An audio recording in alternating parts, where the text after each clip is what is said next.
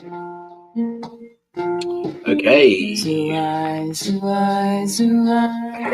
Apparently I'm live. I don't know about that.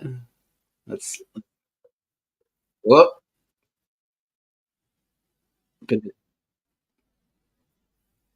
of a delay there.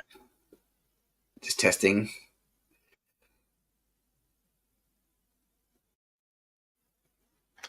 Okay. It's good though, because I can test out the mic.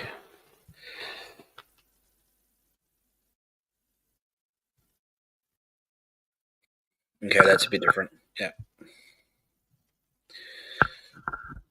All right, all my millions of fans out there. What do you think? Should the microphone be closer? Sound off in the comments.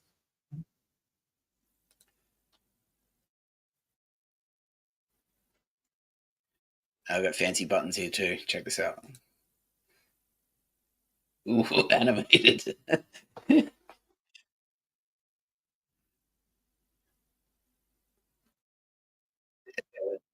Sound like okay. That's good. That's good.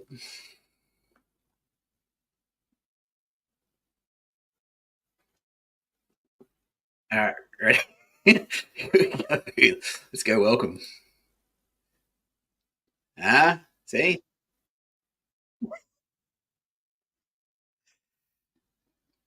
All right. Let's see if I'm on YouTube. Okay. Yeah. That's why. That's why I'm getting the echo because I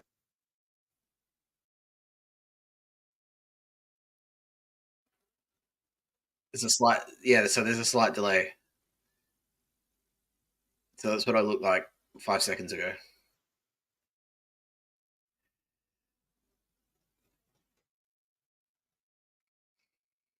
It's like a time machine.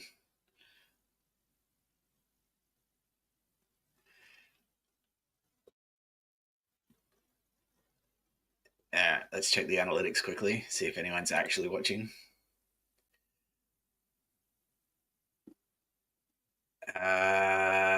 Whoops. No data. Oh, hang on. 1 concurrent viewers. I think that's probably me. Whoop. 6 p.m. I logged on. All right, that's good. Stream settings. If anyone has any tips or tricks, feel free to sound off. So I get set up. Oh, I lost sound.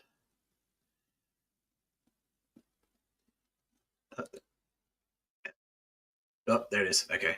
I think that was just on my stream. I just turned it off.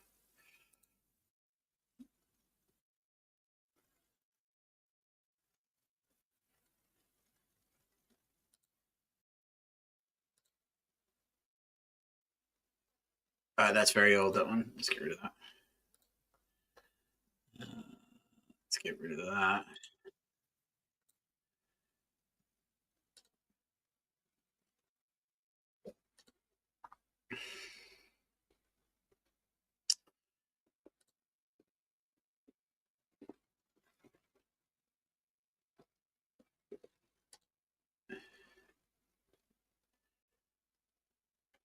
Okay, so it's definitely better when I go full screen video looking at myself, even though it's delayed, because you can't see the white.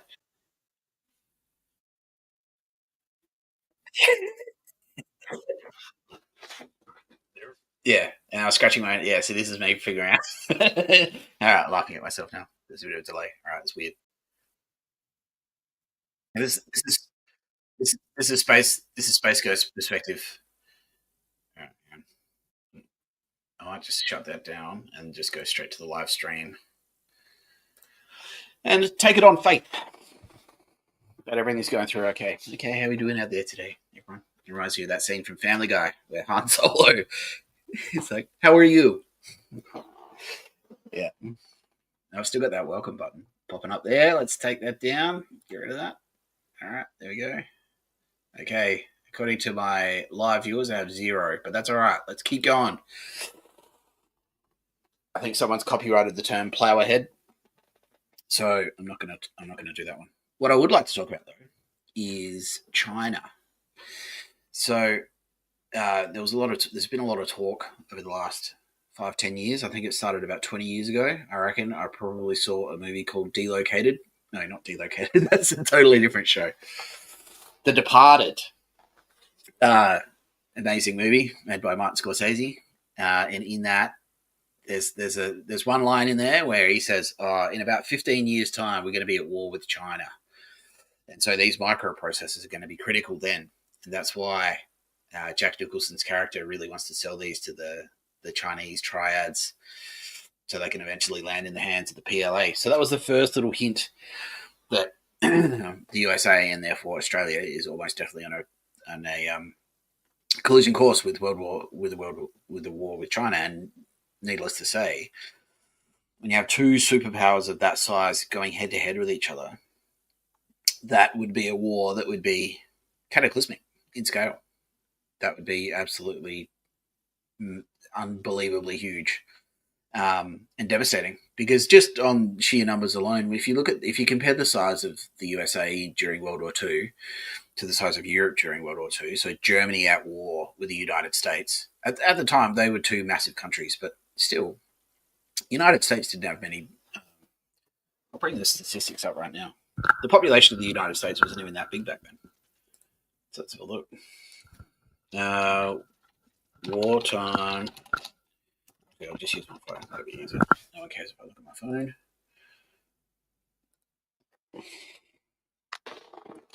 Got the shout out to Samsung S25 here. I think I'm allowed to use product placement.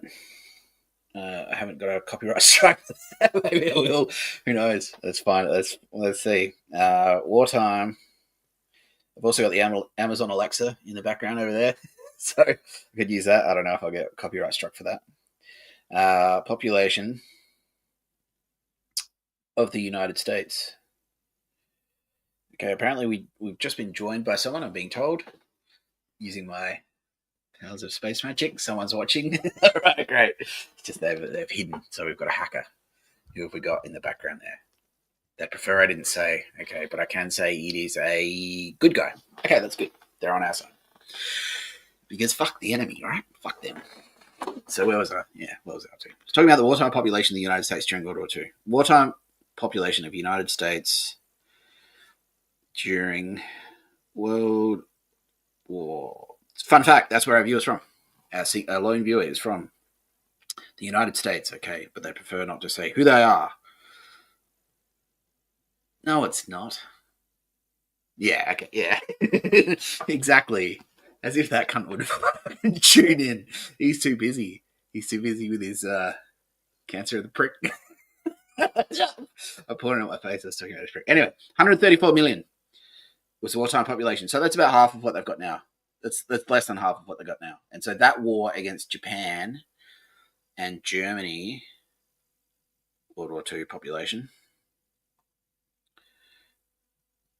was monstrous, and it leveled Europe.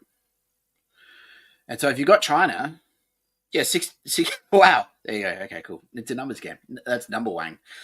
Germany's population was 69.3 million, approximately, according to AI Overview. So 68 million. That's a nation of 68 million people, and if you consider the amount of carnage that they wrought across the planet, when there was only 68 million of them, and China has like 1.5 billion people. So just on that.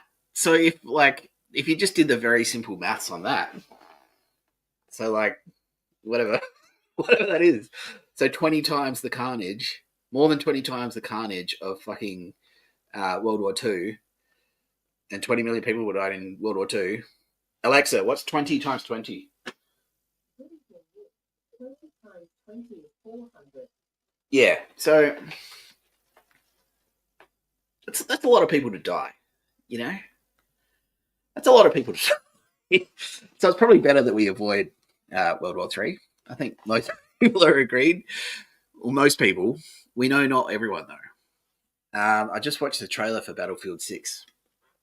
And it was very contemporary, and it was very cinematic, and it was very exciting, and it really did make me want to play the game. I'm a big fan of the Battlefield series, but it did make me feel a little bit sick, because I knew that deep down it's kind of a low-key advertisement for how cool and awesome fighting World War III would be. And who's going to pick up that video game? Young kids, especially young men. And what are young men most likely to want to run towards? Conflict. So it's felt like a giant marketing tool, but I feel like I'm getting a little bit off topic now because I'm talking about China. So China was like since forever, as long as I can remember, there's been talk of the next world war being fought between China and the United States of America, and obviously Australia, because of the ANZUS Treaty and for many other historical reasons, are a very very proud ally of the United States of America because we share democratic principles. We also share skin color. It's a little bit awkward, but it's true. We share a similar heritage. So both of our founding fathers, or at least the white founding fathers, came from England, and so we brought a lot of those values with us when we migrated to these continents. And so we've got a fairly close relationship. So it makes sense that we'd be kind of allied in this in the land of Asia where we're situated.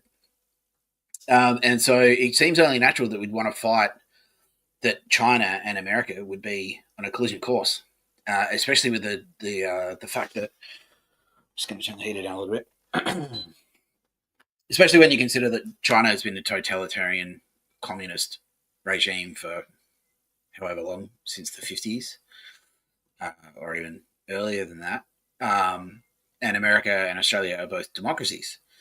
But if you actually kind of like break it down, how different are we really? And so I'm going to present a new hypothesis, which is that China actually doesn't want to fight with us. Because if you listen to some sources, some voices in the media, they'll tell you that China wants to stop at nothing for their great century of glory. This is Xi Jinping's evil plan to take over the world. He's going to invade Taiwan. That's going to break that first island chain, and that's going to be his foothold into the broader Pacific, where he's eventually going to invade, which he's going to launch his invasion of Australia, the top end of Australia. He's going to invade the northwest of Australia, around Broome. He's going to invade the west coast of the United States of America.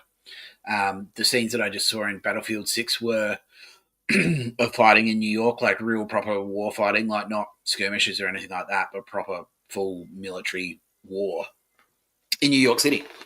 But the thing is that using my powers of space magic, I actually reached out to China straight after I got out of jail. And for those, I'm sure the 2 viewers I've got now. Okay, great. We've got 2 on the line. Fantastic. Both from America. Do you guys know each other? No? Okay. Well, that's good. Both to say who they are. All right. That's smart. You're actually smart. So that's part of how I know you're the good guys, because you're smart. Bad guys are fucking stupid. It's so stupid. Yeah.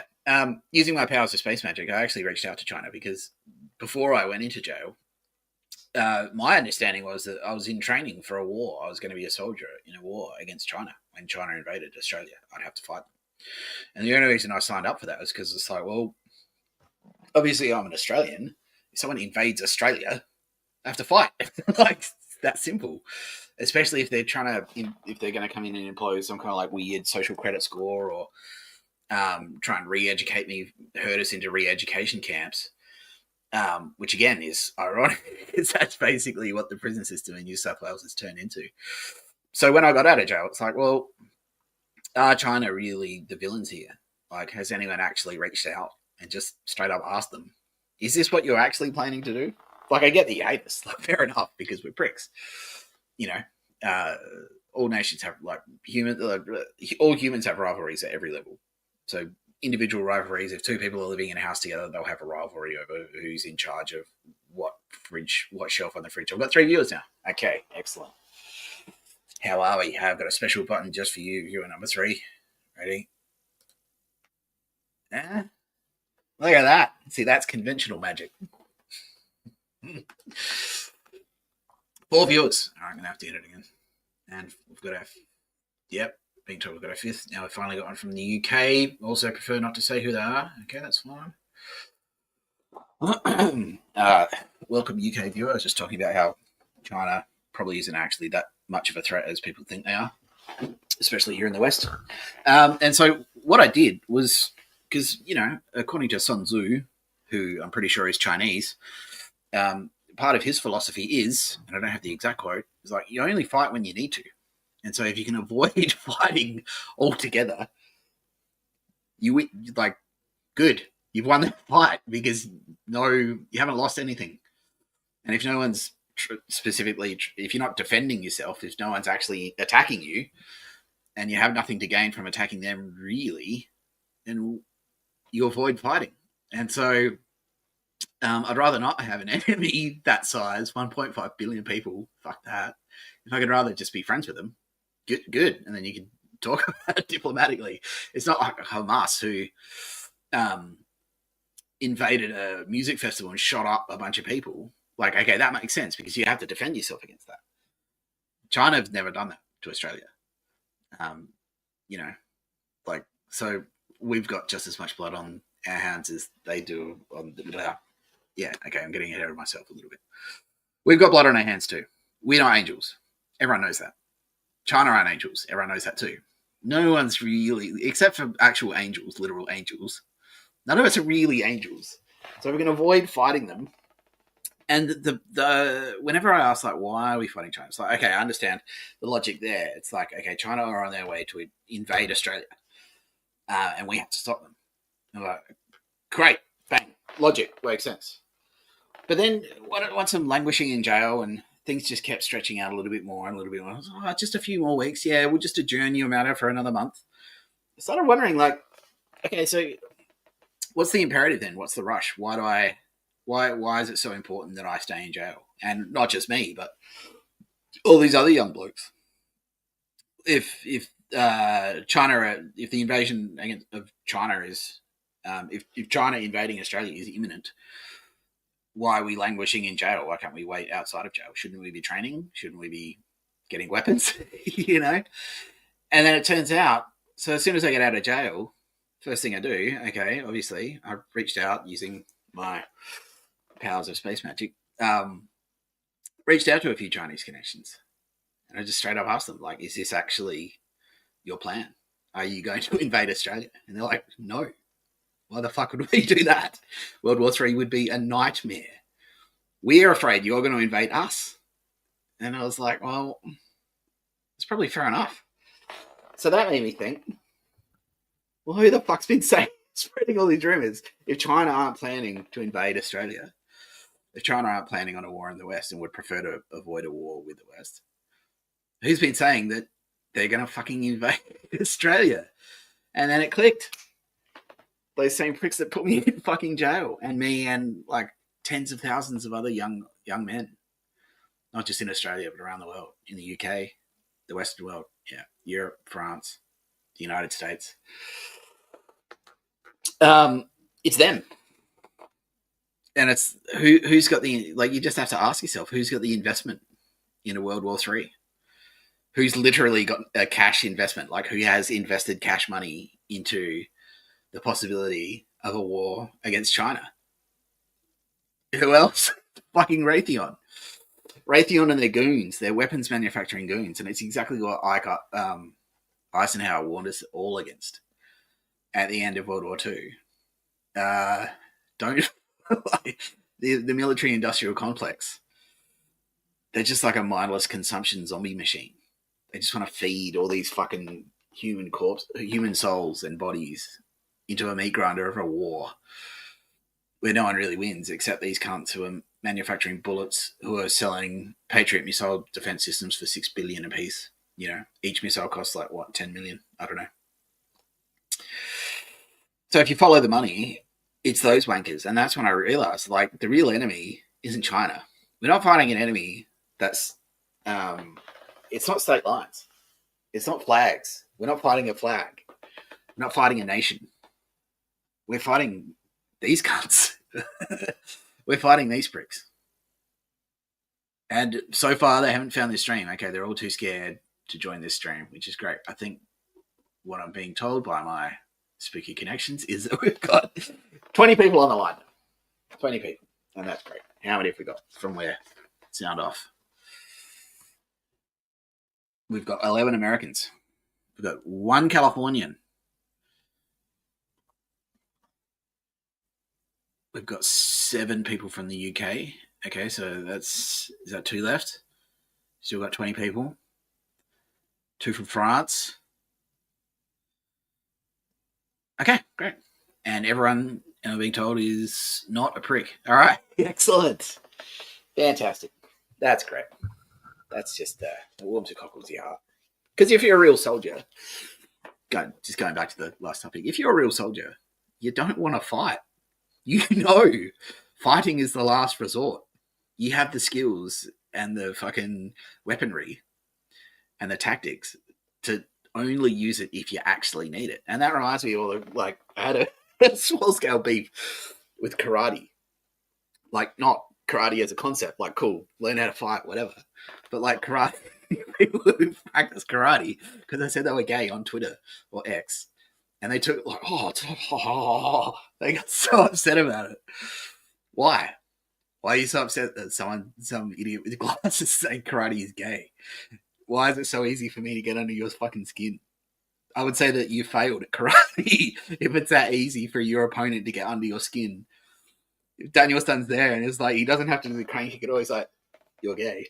Karate's gay. And then, like, that's it. Fight's over. Yes, thank you, France. I've got a question coming through. Great. Here we go. All right. Hang on. There's a special button just for this. Here we go. Let's do a bit of Q&A. Huh? All right. Question from France. Shoot.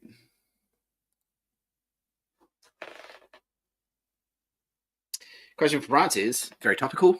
It's one close to my heart, but it's actually quite probably closer to my stomach. This would be more accurate. That question is, what's in my fridge? And I'm glad you asked because I'm actually quite thirsty, so I'm just going to pop my headphones off for 1 second.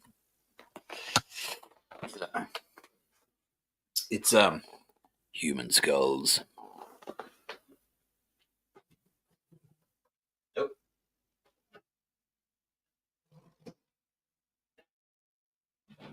Spicy newspaper it is. But I'm actually staying in my sister's house at the moment. That's the wrong way. What flavor kombucha? Okay, let's have a look. It's a mixed berry flavor. Yeah, there you go. I got this Scotch glass for free because I'm actually still on a budget. I have just signed up for Patreon, by the way. I'll share the link on how you can donate there. Hopefully, some of you will be gutsy enough to donate to me directly. Real hard currency, cash money, because that's still something I need. If you want to... Oh, it's getting cold in here now. That's Mr. Tapscott coming at you live. There we go.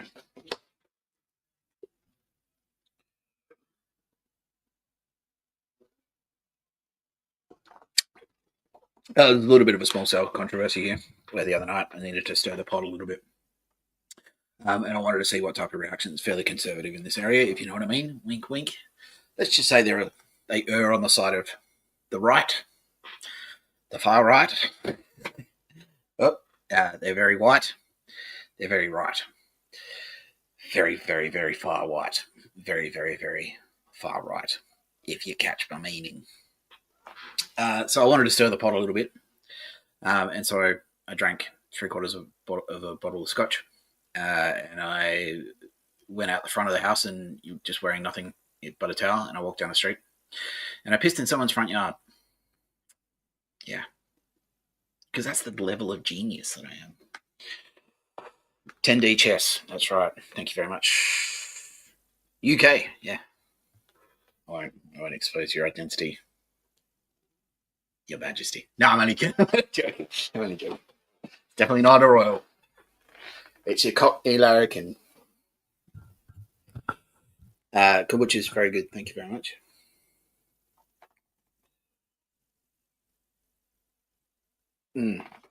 So the end of the story is, yeah. So I did that. And the result was that, there was a family meeting called to talk about my drinking. You know, And I just have to face the facts that I've got a bit of a drinking problem. The problem is I'm not allowed to drink here in my sister's house. That's the problem. Yeah, as much as I'd love to be drinking real alcohol right now, I can't for the minute, which I think is bullshit because, I've earned a beer. Come on, I went to jail.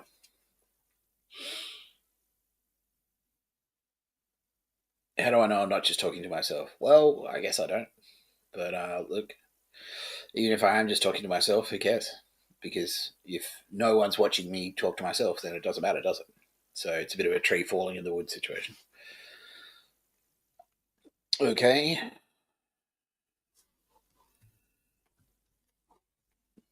I'm not going to reveal.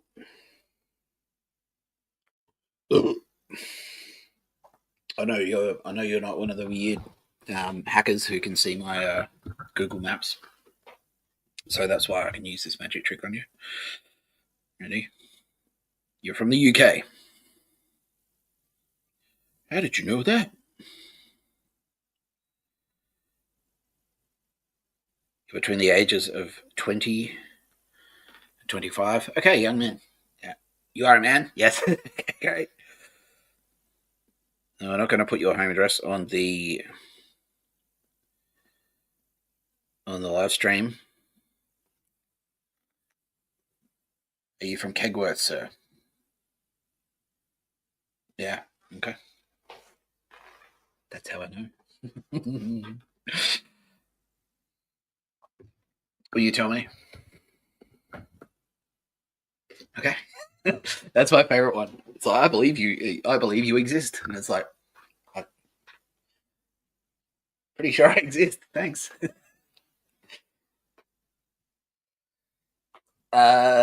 It was at the end of 2021.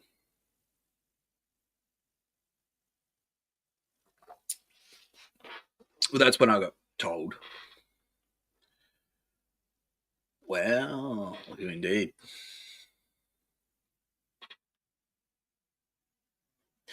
Let's just say they went a human. More to be revealed. Let's see. I might need a few Patreon subscribers, I think, before I can reveal that type of information.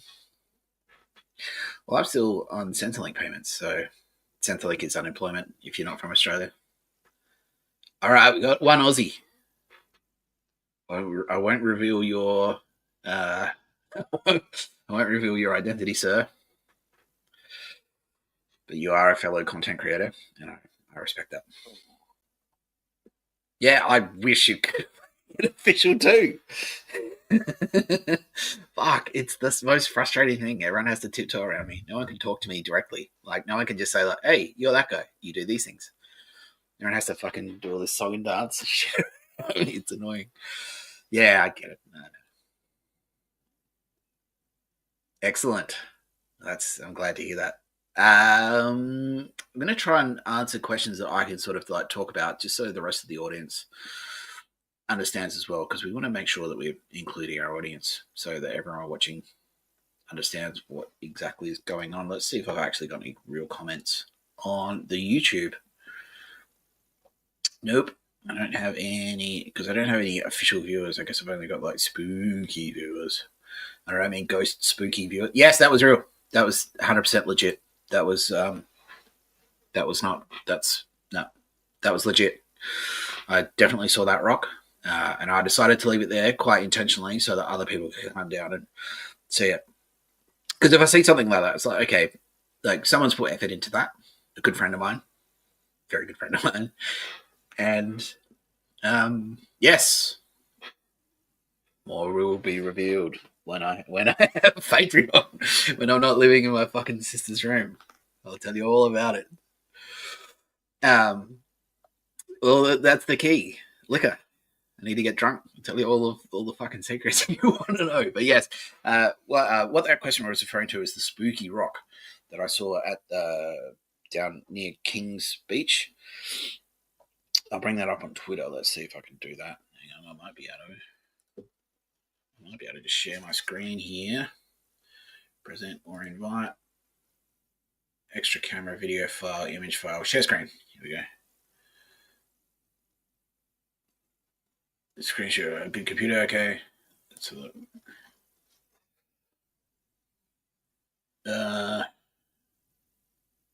Select a tab to share. Okay. Everyone can see that. All right, great. So let's go. It's weird. It doesn't have a little picture-in-picture thing. Like even Microsoft Teams has a little picture-in-picture thing. Oh, now I've lost it. Have I? Add to stage. Oh, there we go. Okay, great. Cool.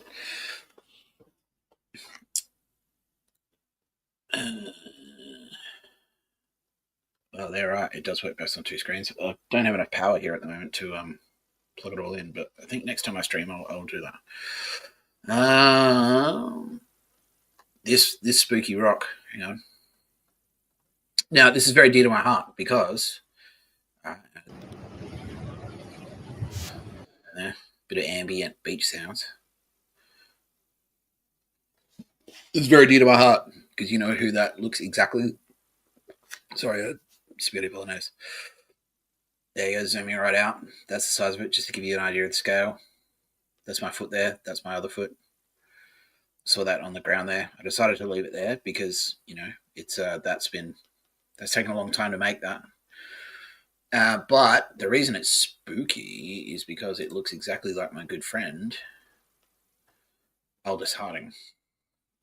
So I've got a side-by-side comparison here. So that's the face that I saw on a rock, which is legit. That's legitimate wear and tear on that rock. And then that's Aldous Harding.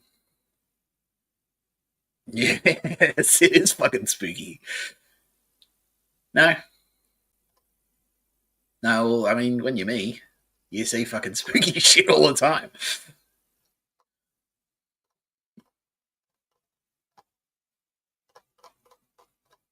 Well, I guess it's for security, but I don't. Why don't you just join the actual YouTube? That's what I don't get. I mean,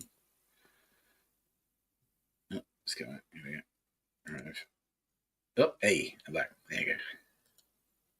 So I've still got 0 viewers here. Live viewers. Well, live viewers. Hey. Stop sharing. Yeah, okay. Cool. Yeah, no, that was legit.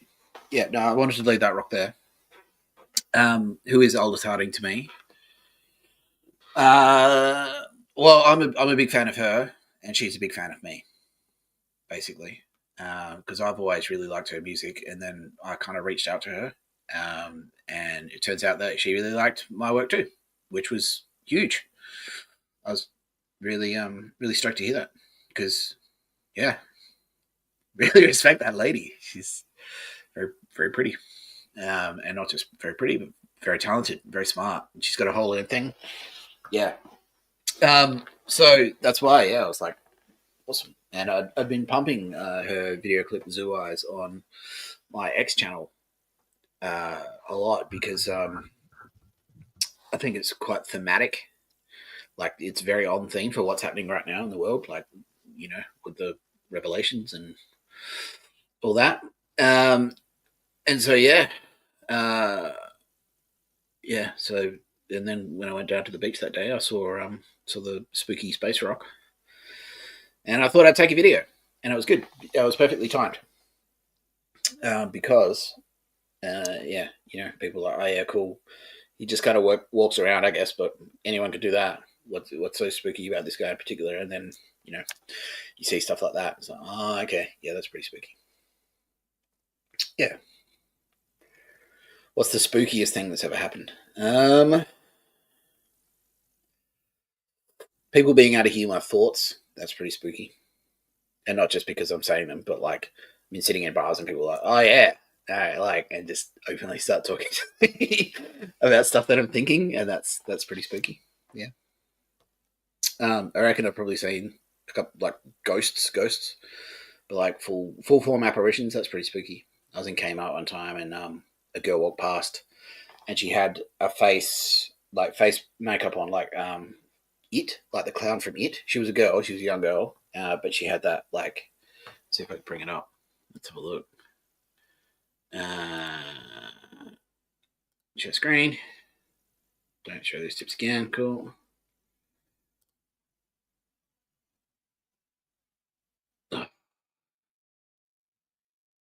go Google.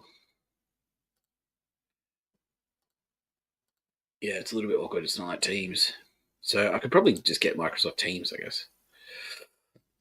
No, they don't do streaming. I'm being informed. Okay, well, that sucks. Okay.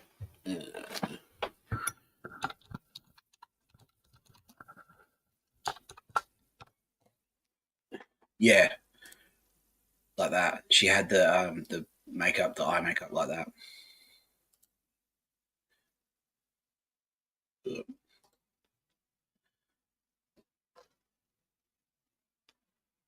Well, excuse me.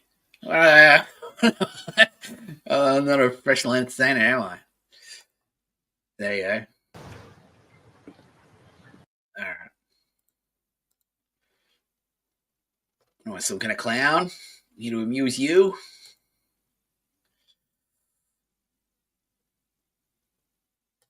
Anyway, that's probably the spookiest thing I've seen. But you know, I see spooky shit all the time. I used to see ghosts in my room. Like I'd wake up and I'd see a spider run along the side of the wall and then go down behind the pillow. And I try and find it. Like I go, wow, there's a spider, and it just wasn't there. It'd just never be there. So that used to happen a lot pre end of 2021, which is when I had my spooky visit. Why is my name Mr Tapscott? I just spotted that. Anyone else spot that? Oh, that's embarrassing. See, it says Mr Tapscott up there. I would say Mr Tapscott there. Edit name. There we go. Okay, well, shoot me a question then, smart guy. By the way, at any point, you can jump onto the live comments and start making some comments, and then everyone can see the questions. Yes, there are. Well, I can't go into too much detail just yet. Well, because people are fucking freaking out. It's just me. What are they going to do? Yeah. Yeah. The short answer is yes. Yes, there are more. There are more similar to me. We're all very different, though. Yes, that's true as well. Many comic book characters are based on me and my friends. Yeah. What's the nature of time? Time is like Matthew McConaughey said it best, I think, where he said time was a flat circle. That's true. Yep. Yeah. Yep. The question was, can I go back in time? The short answer again is yes. Like it's a little bit more complicated than just like I can't just do like a Doctor Who thing. Like I can't just get into a. It's not like getting into a car and going back, but I can do that. Yeah, and I can affect things in the past, so I can go back in time and do something, you know. But then it's like just like a record spinning. If I go back and if I drop the needle on a certain spot, then that stays there. So if I go back in time and draw a picture of a fucking bird, draw a picture of a fucking bird on a cave wall, then that stays there. So it's like I go back and drop it, and then it stays on that timeline. Yeah. So it's hard to kind of tell because something it will have always been there, if you know what I mean, and so it's hard to see that I've just done it, if you know what I mean. So if I went back, like if I say like, all right now, I'm going to go back in time and I'm going to, I'm going to draw a moustache of the Mona Lisa. It won't seem like I've just done it because that moustache will have always been there, if that makes sense. Yeah, exactly. What's a good example?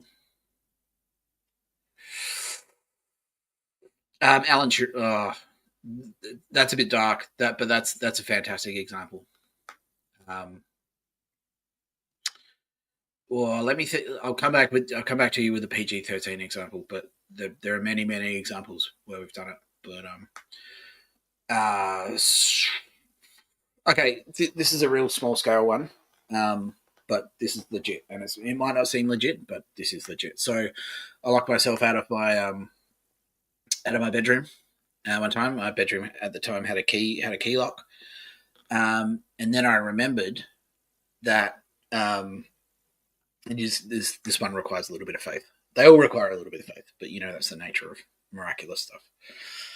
The question was I religious before? The answer to that is absolutely not. I never have been.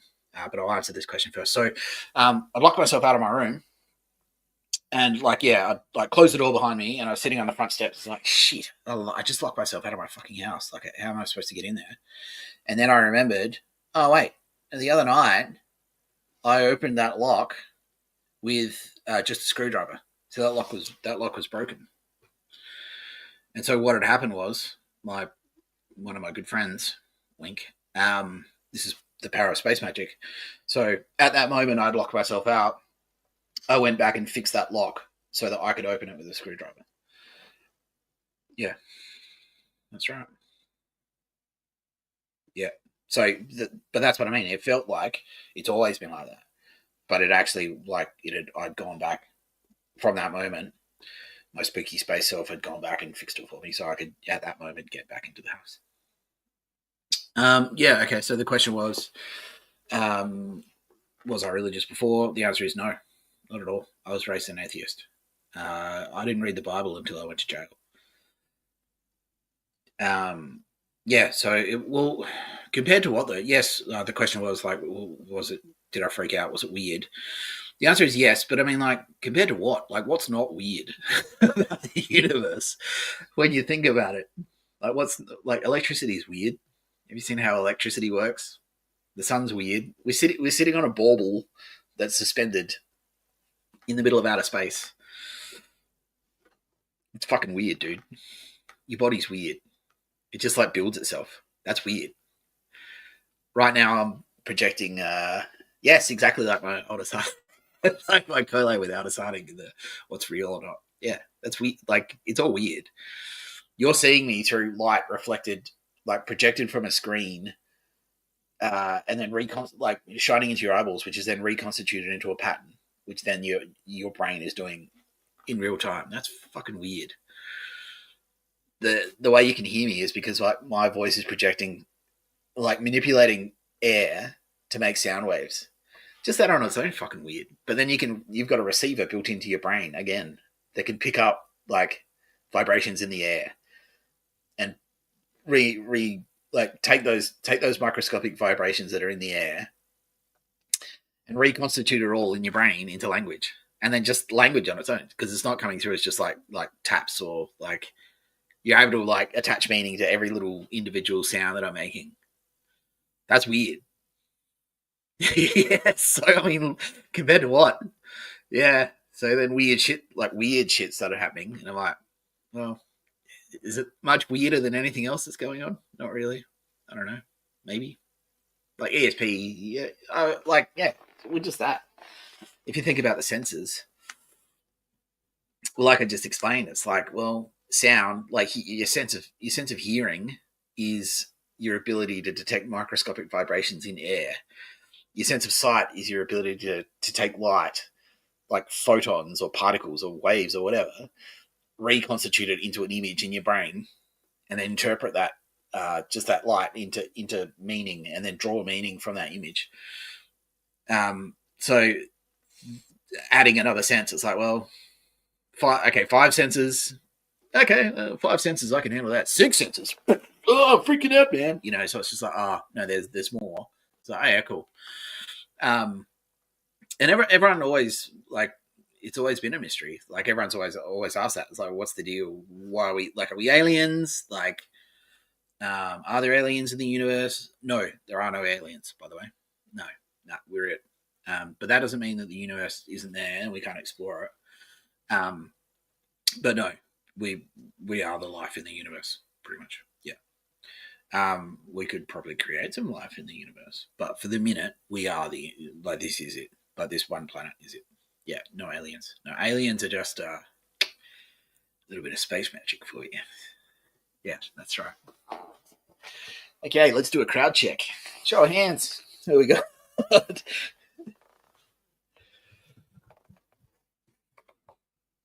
Okay, I'm being told we have only 25 people. Okay. All right, so they pitted out a little bit there. Did we lose anyone? We only lost 2. Okay, so 2 people joined and then left. Okay, that's great. A little bit of live space analytics. What's the breakdown? Okay, we've got 18 from the US, 2 from the UK, 2 from France, 3 from Australia. Does that add up? 1 from Zimbabwe? Really? Okay. That's the internet, I guess it is worldwide. Okay. Are you friend or foe, sir?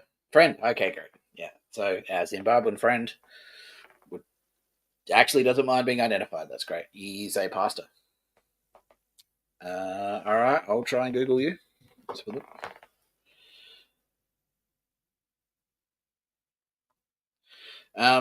It's weird. It's I can't form. I need it to be put in front of me, basically. So if you put like a lineup of photos in front of me, if you put 5 photos in front of me, I can pick who you are. But to just get it out of nothing, like to form the word. So like, or same with names. Like if you put an array of names in front of me, I can pick which name you are. But I couldn't write that name down, if that makes sense. Like I need to already know the words, and then I can sort of like go from there. But I can try and Zimbabwe Anglican Church. Okay, I'm just Googling Zimbabwe Anglican Church. Cathedral of St. Mary and All Saints. Isn't that a Catholic thing, a cathedral?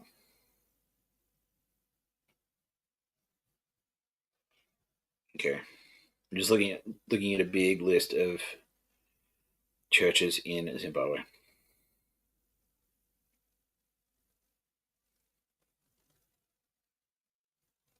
This is very boring for everyone else. Look, I might come back to it, but I will find you. That sounds creepy. Like I can find out who you are, and then I can send you a real shout out. Yeah, but you are a. Do Anglicans have cardinals? Anglican cardinal. Yep. Yep. Yeah. Well, exactly. Yeah. No, cardinals do not exist in Anglicanism.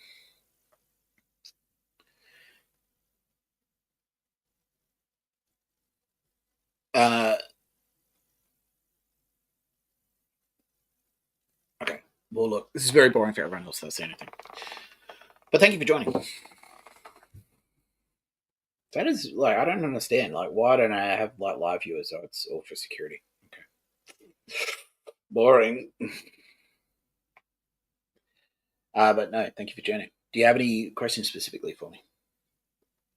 Well, it's pretty broad. It feels exactly like being me, to be honest. Because nothing changed except I got really fucking poor. So that part sucked. It feels kind of shit sometimes.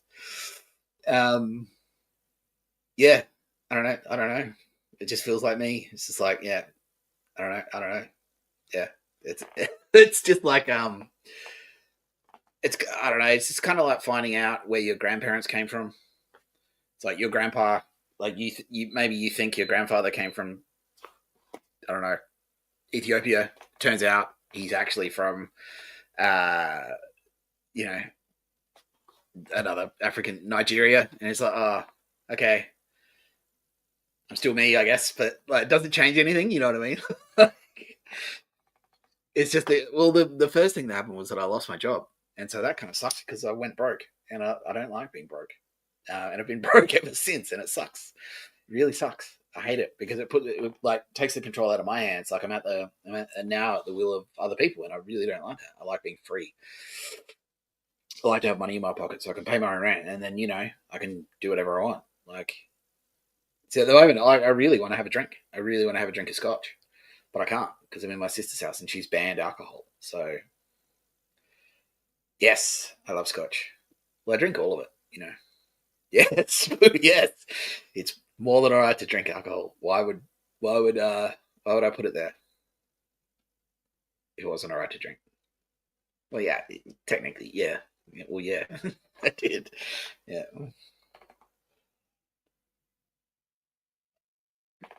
All right, 26 viewers. It's kombucha, the non-alcoholic equivalent. Yeah. Uh, shoot. I won't reveal your secret identity. Yes. Fuck oath, I miss Sydney. Yes.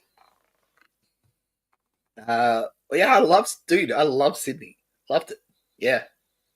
I had a terrible time in Melbourne. I hated it. Look, I don't want to throw any aspersions at any one particular, faith or denomination, but there are certain people of certain religious persuasions who kind of clash with me and my whole thing. And that's part of the broader conflict that we're actually fighting now. So the Romans, the Romans, what the Romans morphed into, which is like certain factions of a certain. Let's quite Simpsons. I know you love Simpsons, so let's call them, the Roman something church. No, that's too obvious. The something Catholic church. Look, no, you can't paint. There are so many Catholics in the world. You can't paint them all, but with the same brush. Like, there are good. It's just like anything else. There are good, good Australians and bad Australians. But yeah, like, because okay, well, this is actually a good story. Here's some Bible studies for you all. 27. All right, another viewer. Where are you from, sir? No, you're not from Addis Ababa. Johannesburg. Okay, great. Are you a hater? No, big fan. All right, excellent. Thank you. I was just about to tell a Bible story. Would you like to hear a Bible story? Okay, so basically, this is the short version. Jesus Christ, like, there was the Old Testament, and the Old Testament is that's all make believe. That's just pure, what's the word? Symbolism.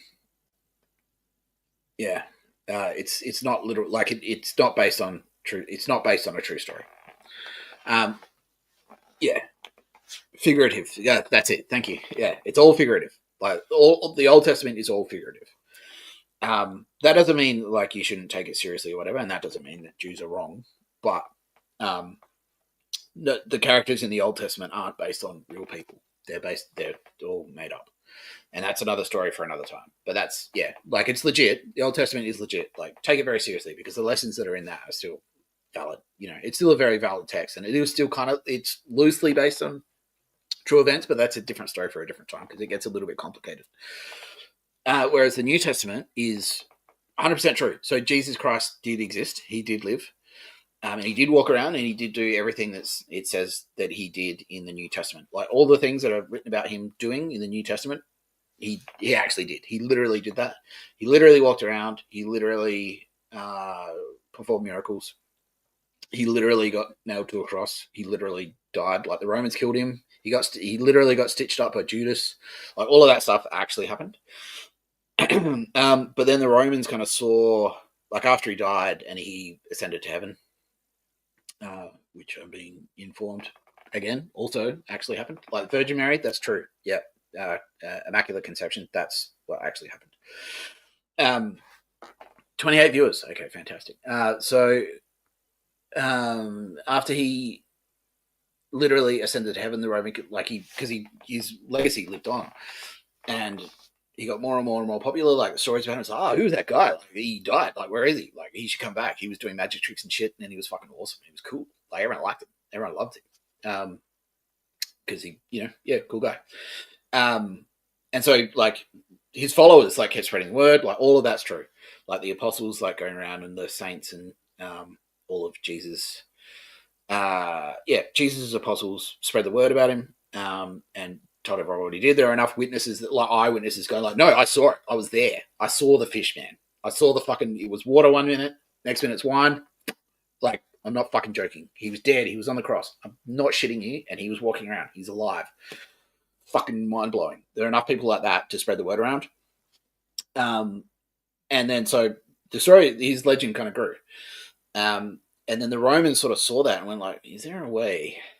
I wonder if there's a way we can capitalize on this. And it's exactly like it still happens today. It's exactly the same. So if you have like a rock star, it's like music, like Nirvana come out and they sing like "Smells Like Teen Spirit," and grunge gets a scene, you know, and then everyone's making grunge. And it's like, yeah, cool. And then there's like always some sleazy corporate cunt in the background going like, how can I profit from this? And it's exactly the same. It was exactly the same. So the Romans jumped on board because they were the ones that killed him, and they were having their own troubles. So like, we need to control this populace in the Middle East. It's in the farthest reaches of our empire. How can we harness this power of this guy? So they got this guy. His name was Paul the Apostle. Total prick, fucking absolute fraud. And so they got him to cook up some horseshit story about how he was on the road to Damascus, and he was approached by God. God appeared to him, and what an idiot, right? So anyway, yeah, he made up the story. God appeared to him, said all this bullshit. It's like, okay, you've got a job to spread the word of Jesus Christ, and like he was saved and blah blah blah. And then he went around and he decided that he was like an apostle that Jesus never met or something, which is all bullshit. And that's basically his function. And so then you start seeing all the little morality traits get in there. So one of the things that sort of snuck its way into the Bible was always pay your taxes, because the people who God put authority figures there to rule as your God over you in his absence. So you should always pay your taxes and always do what authority figures tell you, because God gave them that authority to tell you what to do, which is total horseshit. It's really just like it's just another scheme. It's the same fight we're fighting to this very day. Yes, exactly. Nothing's changed. That's right, my friend from Sydney. Yeah, nothing's changed. It's the same shit. It's the same fight. That's exactly it. It's the same fucking fight. But yeah, here I am now. I'm going to take the fight to them. Like literally, it's not going to be an email war anymore. It's going to be like a real fight. Yeah. So Paul the Apostle was basically like, and he hijacked the story, and then ironically, and it makes total sense, but the Romans like ended up like there's like, oh, it needs to look real. We need to persecute you, so that people don't think that you're full of shit. And so okay, and so they threw him in jail. It's like, yeah, because we're persecuting you. Wink. He's like, well, it kind of feels like you're really persecuting me, but like I'll play along. And then once he was in there, they tortured him and executed him. It's like, it needs to look real. Like, you're committed to this, right? He's like, what? And they tortured him and burned him alive. Yeah, because they needed it to look real. So that's the type of fucking assholes we're dealing with, and that's why I hate them. So that kind of eventually became the Roman Catholic Church, and within that church, there are very good people, because they're just people. They're just trying to live their lives, and they just want a bit of guidance. They want to be part of something, and especially like it's hard if you're in a town. It's just like a footy team. Like if you live in St Kilda, you're going to be under a lot of pressure to barrack for the Saints. You know, if you live in Geelong, you're going to be under a lot of pressure to barrack for Geelong Cats, because all of your friends and family are going to go for the Cats. And then if you're the guy that comes out and says like, I think I actually like Hawthorn, like you're going to get in trouble. So if you're just growing up and everyone in town is a Catholic, you're just going to want to and you just want to like get along. You just want to go to work and, raise your kids and do your thing. It's definitely easier not to fight the Catholic Church, because fuck them. And they're assholes too. They're pricks. They'll stitch you up. So within the Catholic faith, there are many, many, many beautiful people, because it's such a huge faith. But some of the things that the Catholic leadership have done are horrifying. And then, yeah, like there are billions of Catholics around the world. Oh, hang on, let me fact check that. What's the total number? Alexa, how many billions of Catholics are there?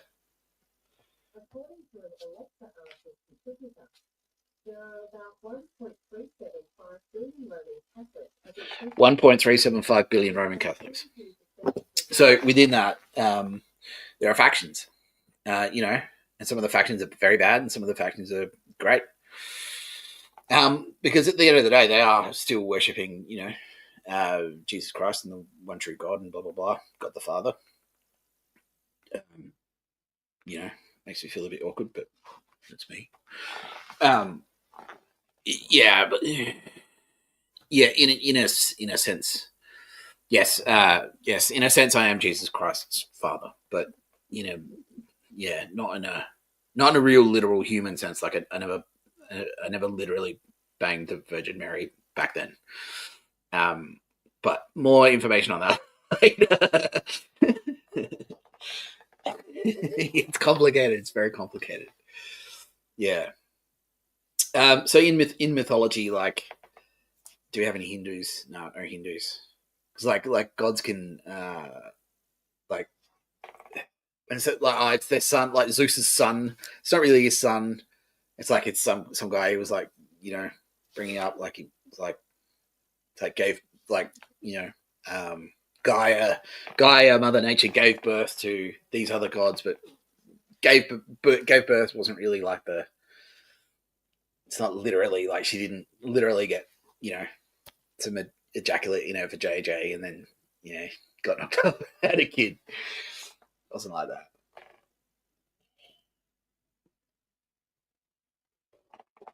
All right, how many viewers we got? 32 now. All right, we're growing. Don't forget, at any point you'd like to give me a donation on Patreon. I don't know if I've set it up correctly, but me money now. Here we go. Just like a pro. Yeah. 33 viewers. Ah, great. That's our number of the week. Yes. Who was that? We got a Canadian. Great. Yes, numbers are a thing. Yeah, in that, like, yeah, they kind of, well, yeah, yes, they are a thing. They kind of have meaning, but it's sort of like words. Like the word "fuck" can mean so many different things in so many different contexts. So yeah, numbers are definitely a thing. So like there are codes and things like that. Kind of. Oh yeah, all of that. That's all. Yeah, all of the numbers in the Book of Revelations are codes. Yeah, they all mean very specific things. Yeah, so 144, 144,000. That doesn't mean like literally 144,000 people. I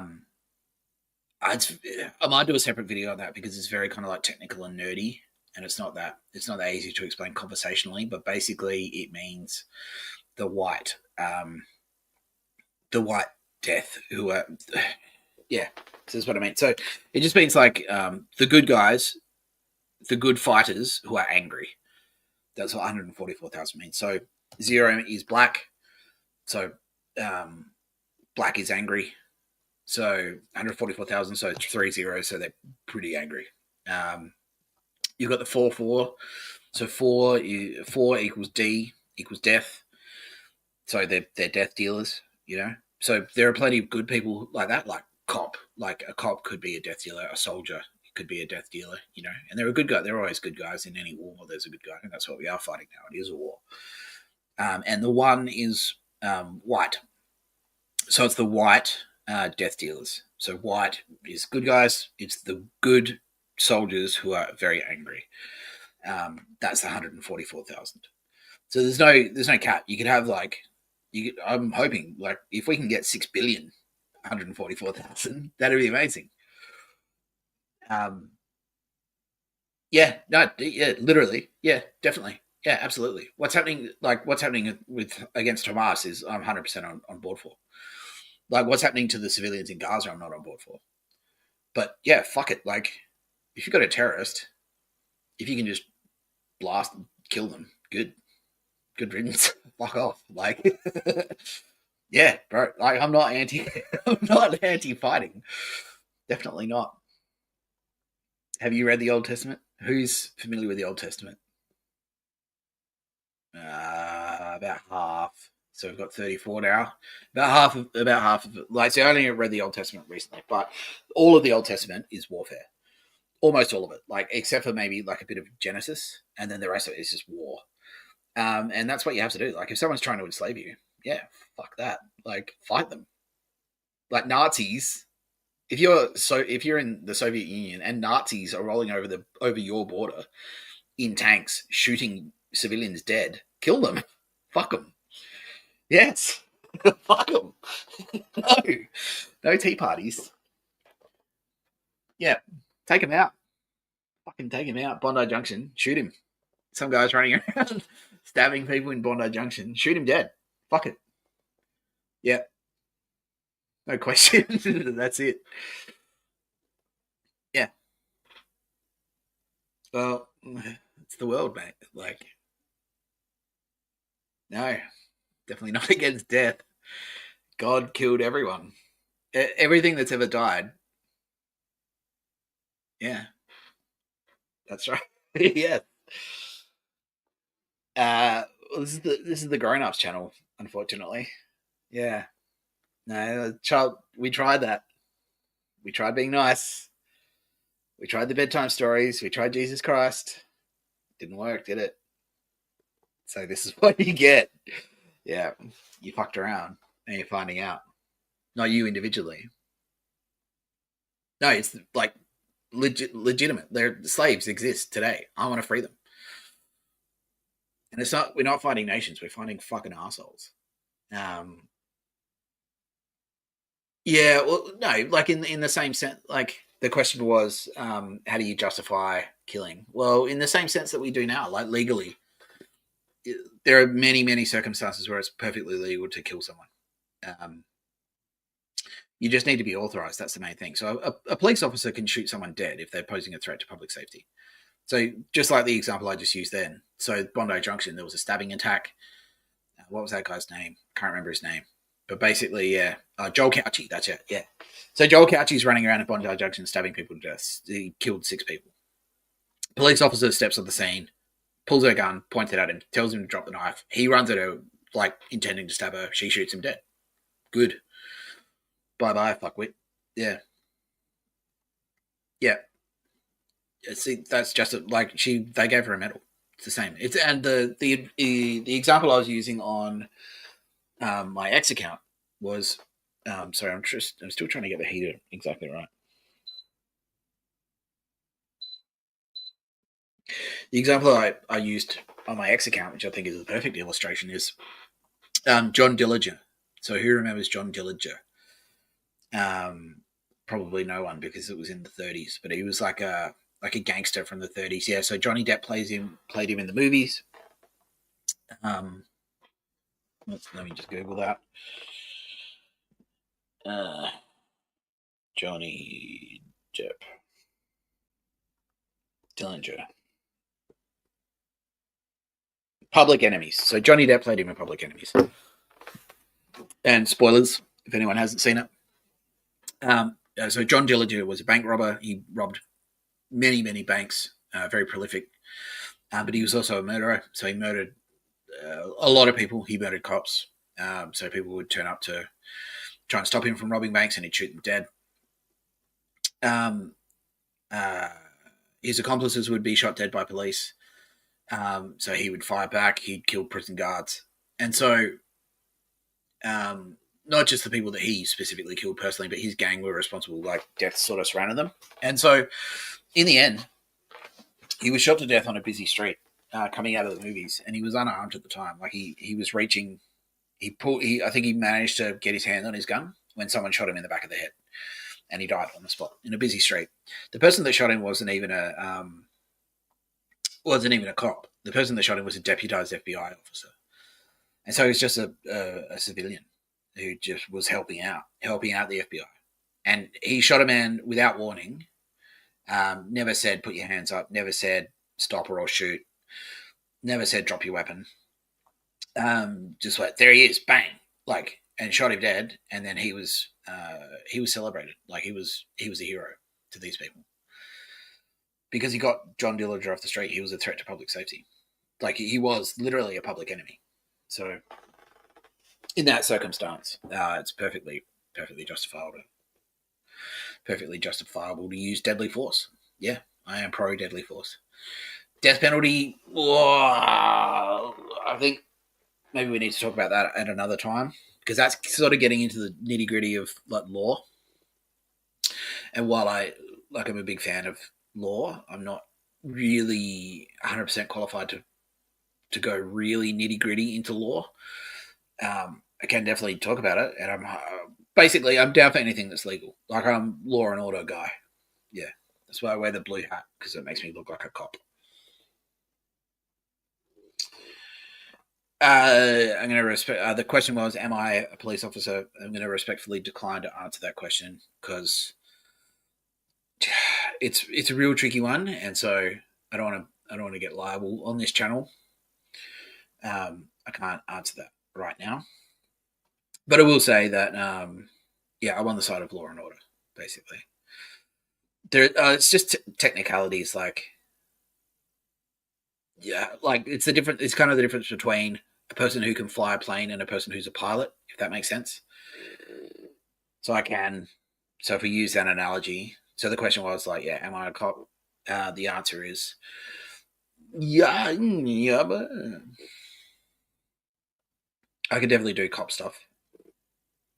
I'm authorized to do cop stuff, but am I literally can I claim publicly on this channel? Ooh, that's a bit of a grey area, and so just for now, I'm going to tactfully and politely decline to answer that. Who we got? 42 viewers. Oh, great. There you go. Meaning of life. Yeah. Death Snake. That's right. 43 viewers now. Well. If it isn't the old scallywag himself, Mr. Peeing in Public. Yes. Sorry, I may have revealed your secret identity. All right. Do I drink? Yes, I fucking love to drink. Yes. Yeah. Oh man, come on. Like, even Jesus, like, yeah. See, that's what I mean. So this is what I mean. This is what the douchebags want you to think. They like hijacked the Bible and said, like, you can't do this, you can't be gay, you can't drink, you can't get wasted, you can't do drugs, you can't swear. That's Jesus Christ never said anything like that. Jesus Christ went to weddings, like he partied, like he just walked around. He was just some guy walking around, like, hey, you should drink some wine, as long as you're not a dickhead. Do whatever you want. I don't give a fuck. Okay, that's actually a great question. So that's actually from the Old Testament. Man should not lie with man as he lay with women. And it actually doesn't mean man shouldn't have sex with men. It doesn't say that at all. Because I think what people are sort of like taking that a little bit too literally. What it actually means is don't have a bunch of jail. Don't go to fucking jail. That's what it means. Don't live with men as though you were living in the way you would live with a woman. So, if you're a gay guy, if you want to be gay, fucking go for it. Like wherever your penis is allowed to go, send it there. Do whatever you want. No one cares. It's fine, as long as everyone's on board with what you're doing. Like, you're not raping anyone. It's fine. Yeah. But man not laying with man as though he lay with woman actually just means, like, don't live with a bunch of dudes if you're a dude. Because fuck that. That's no way to live. Yeah, don't go to jail. Like, that's what jail's like. Like, don't live in a big share house. Like, don't live in a cult with like I was in jail. We had four blokes in a cell, and there were blokes in there who would like try and rationalize it to themselves. Like, oh no, it's all right. No, this is the way to go. It's like, dude, no, this is not a life. This is not a fucking life. This is not your home. It's jail's my home. It's not. It is not your home. Don't sleep in the same fucking room as another man that you don't know, unless you absolutely have to. Like, if you're a submariner, all right, fine. Like, that's what you signed up for. But at some point, like, even those guys get off the fucking boat and go home, where they don't live like that. They either sleep in a room on their own, or they sleep in a bed with their wives or their male lovers, and that's fine. Like, man should not lay with men like he lay with women. That doesn't mean don't have sex with dudes. That doesn't mean that at all. Jesus never says, like, don't fuck dudes if you're a dude. You can fuck dudes. Just as long as everyone's on board with it, it's fine. Yeah, go for it. Yeah. Well, exactly. That's yeah. I give people shit gay all the time, but that's different. There's a fantastic South Park episode about language, and it all comes down to the intent of the use. So yeah, like if I say, oh, yeah, that's so fucking gay, that doesn't mean like it's a homosexual man. It means something else. And the same way, gay can mean happy and also homosexual. It means two different things. Fucking gay. It's just gay. Like, oh, what a fucking fag. It doesn't mean that guy sucks because he likes to bang dudes. All right, more people. 45 now. Someone shoot me here. Hang on. Maybe you need to see the little button. Here we go. Oh, hang on. We'll hit you with that one.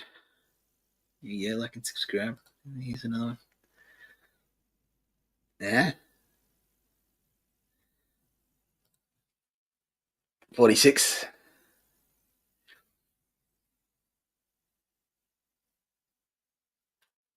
What's our audience breakdown?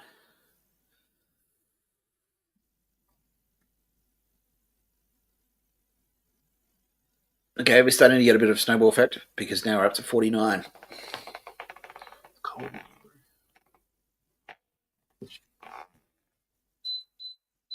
Yeah, well, I don't know what you're expecting. Shining light. Here you go. Oh. Yeah. Something just fell off the lamp there. The question was, why can't I fly? Well, I'm still bound by. Like I said it. I used words that I actually really liked, which is I'm bound by laws of physics and state. Yeah. So the easiest way to describe it is I built a video game, and now I'm playing that game. And so, if you're going to build a game,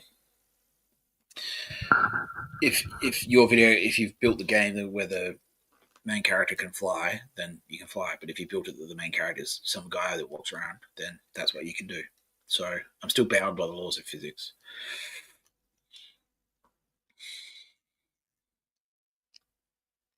Thank you. Yep, 45. Getting a few grays there. The comment was, it wasn't actually a question, it was I look good for my age, and I I take that as a compliment.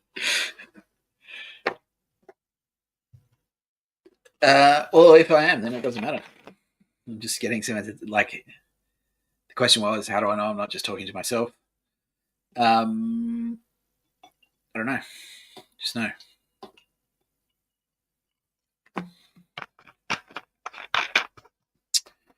Well, it's just I don't know. How do you know if you're hungry? Yeah, you just get a vibe. How do you know if you need to go to the bathroom? Your body just sort of tells you. How do you know if you're cold? Yeah, so same. I just know. It's like I just get that vibe. It's like, oh shit, like this is happening. Yeah. Yeah. Yeah. That's another thing I like to say. It's like that's the point of coming down to earth. The statement was, "I'm very down to earth." Yeah. Well, yeah, and it's pretty easy to be humble when you.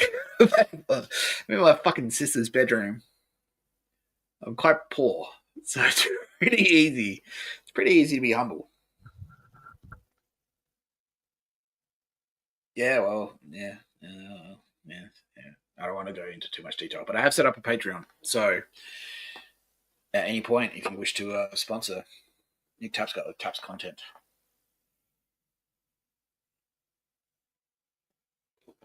be my fucking guest. And by that I mean patron.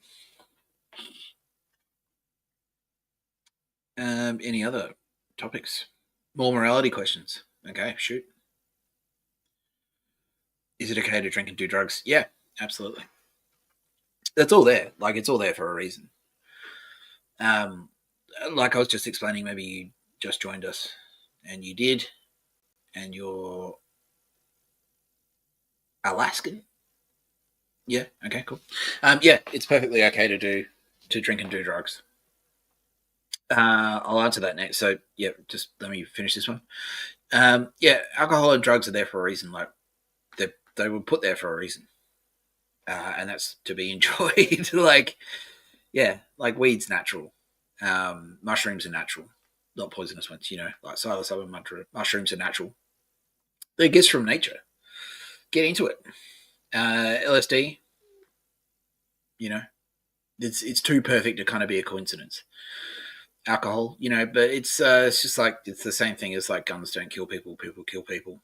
Like same with cars. Like cars are fine, just don't be a dickhead about it. Like,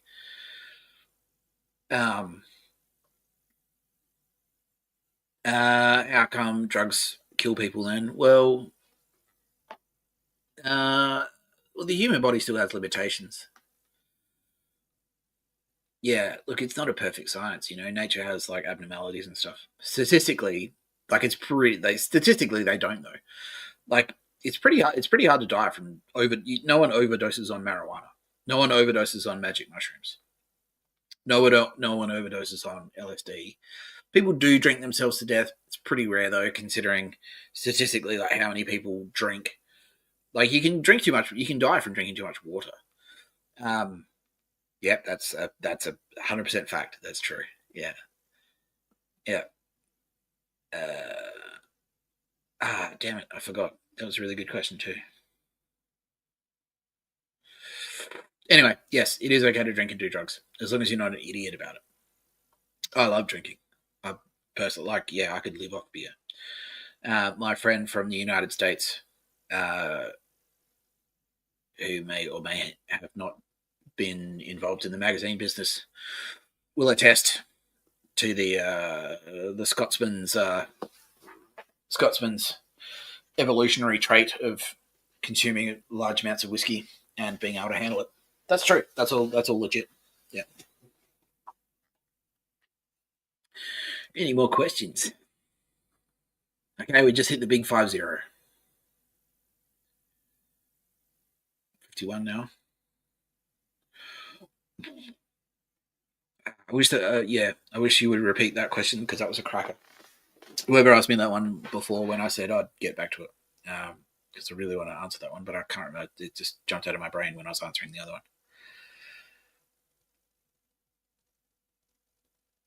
What type of harassment do I receive? The regular, the regular kind. Just people following me around mostly. There's some weird energy weapons happening. Where they were like, I don't know, have you ever heard of Havana syndrome? You have. Okay, for anyone who isn't familiar with Havana syndrome is a thing that CIA agents were suffering, where they'd be sitting in their hotel room or whatever. It started popping up in Havana, and this is all linked to the broader conspiracy of the chumps I've been fighting. I think they're hitting me with something right now. Havana syndrome is basically like, yeah, they use some kind of like microwave weapon to lightly fry your brain, and it excites your certain parts of your brain in a painful way, and so you get ringing in your ears. You might get nausea or dizziness. And the one thing that I get, it manifests itself as being super sensitive to certain sounds, which sucks. So eating sounds like just drive you crazy. You might be really agitated, and I think what we figured out is that they know how to use mobile phone towers to project it. And so if you've got your phone on you, they know your rough position, and so what they can do is just sort of like target you with his energy weapon. So that happens to me quite a bit. My team have taken some pretty significant steps towards mitigating that. So we've got a lot of counter weaponry now that we can sort of use to stop that, and even inflict that kind of punishment on the people who are doing it to us. So they do it to me. So I'm now equipped to do it back to them. which is great. It's a great feeling. So they stop it. It works. Yes, eye for an eye. Yeah, that's legit. Yeah, that's 100% legit. Yeah, exactly. Yeah. Yeah. Look, I wouldn't recommend just a regular guy. Like if someone pokes you in the eye, that you poke them back. Like if someone runs over your dog, don't run over their dog. Like. But there needs to be balance. There needs to be justice, definitely. So anyway, that's some of the harassment I get. But eye for an eye is definitely legit. What else do I get? Just things not working properly constantly.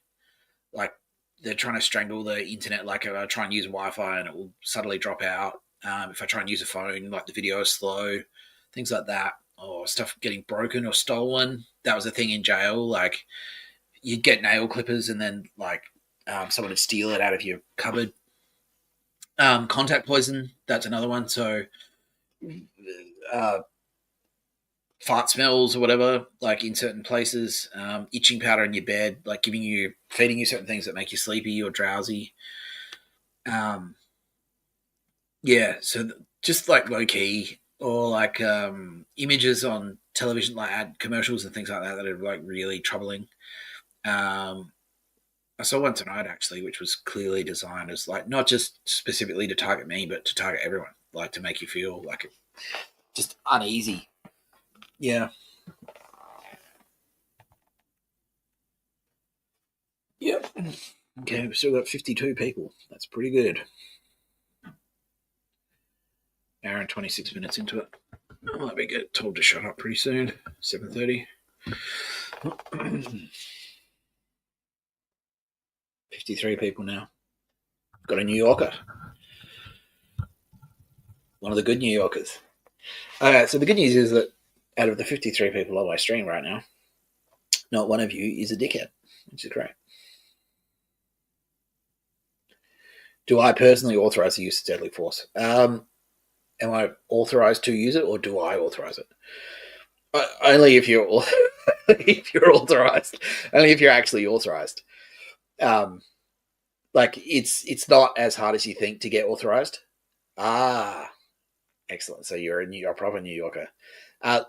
If I personally can't authorize you, like I can't say like it's okay to do it. Like morally, I can. Like, and please, by all means, yes. If you need to, like as long as it's legal, just make sure that whatever you do is legal. Because deadly force is legal, especially in the United States. There are many laws there to protect the use of deadly force under the right circumstances. If you need to protect yourself and your life, then morally, I have absolutely no problem with that at all. And this is I'm just going to give a bit of a content warning here. So anyone who's a little bit, doesn't like the idea of blood might want to click off now. I'll give you a minute or two to do that. At 1 hour and 29 minutes, I'll start talking about the rough stuff. Yes, I love it. Yes. No music is off the table unless it's trash. Unless it's Metallica. Metallica are fucking shit. Good. I hope they do. I hope they fucking stop. They'll probably release 5 more albums now that I've just said that.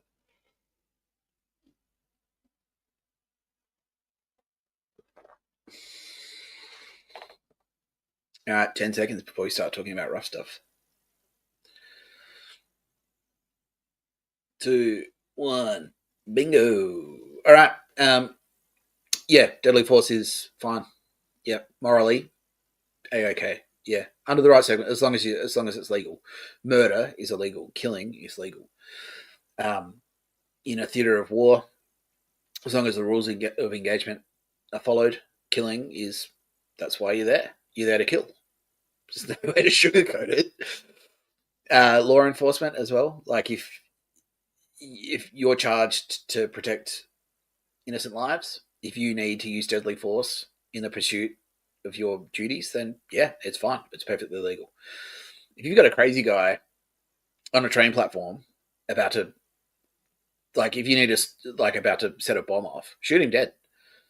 Just do it. Well, as long as you're authorized. Well, yeah. I mean, yeah. If well, just getting a content note from my lawyers.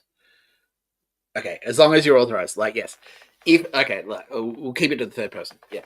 Okay, so I'm not telling you to shoot people dead. I'm saying in general, if you need to use deadly force, if law enforcement or the military need to use deadly force to save innocent lives, I'm 100% morally, unambiguously for it. Because they're adults. Like if they put themselves in that situation, if you're a school shooter, and like school shooters are a little bit of a grey area, but if you're a mass murderer, if you've turned up to a football match with a if you're the Vegas shooter, do you remember him? He set up a machine gun in one of the Las Vegas tower and was firing live machine gun rounds into a crowd to kill people.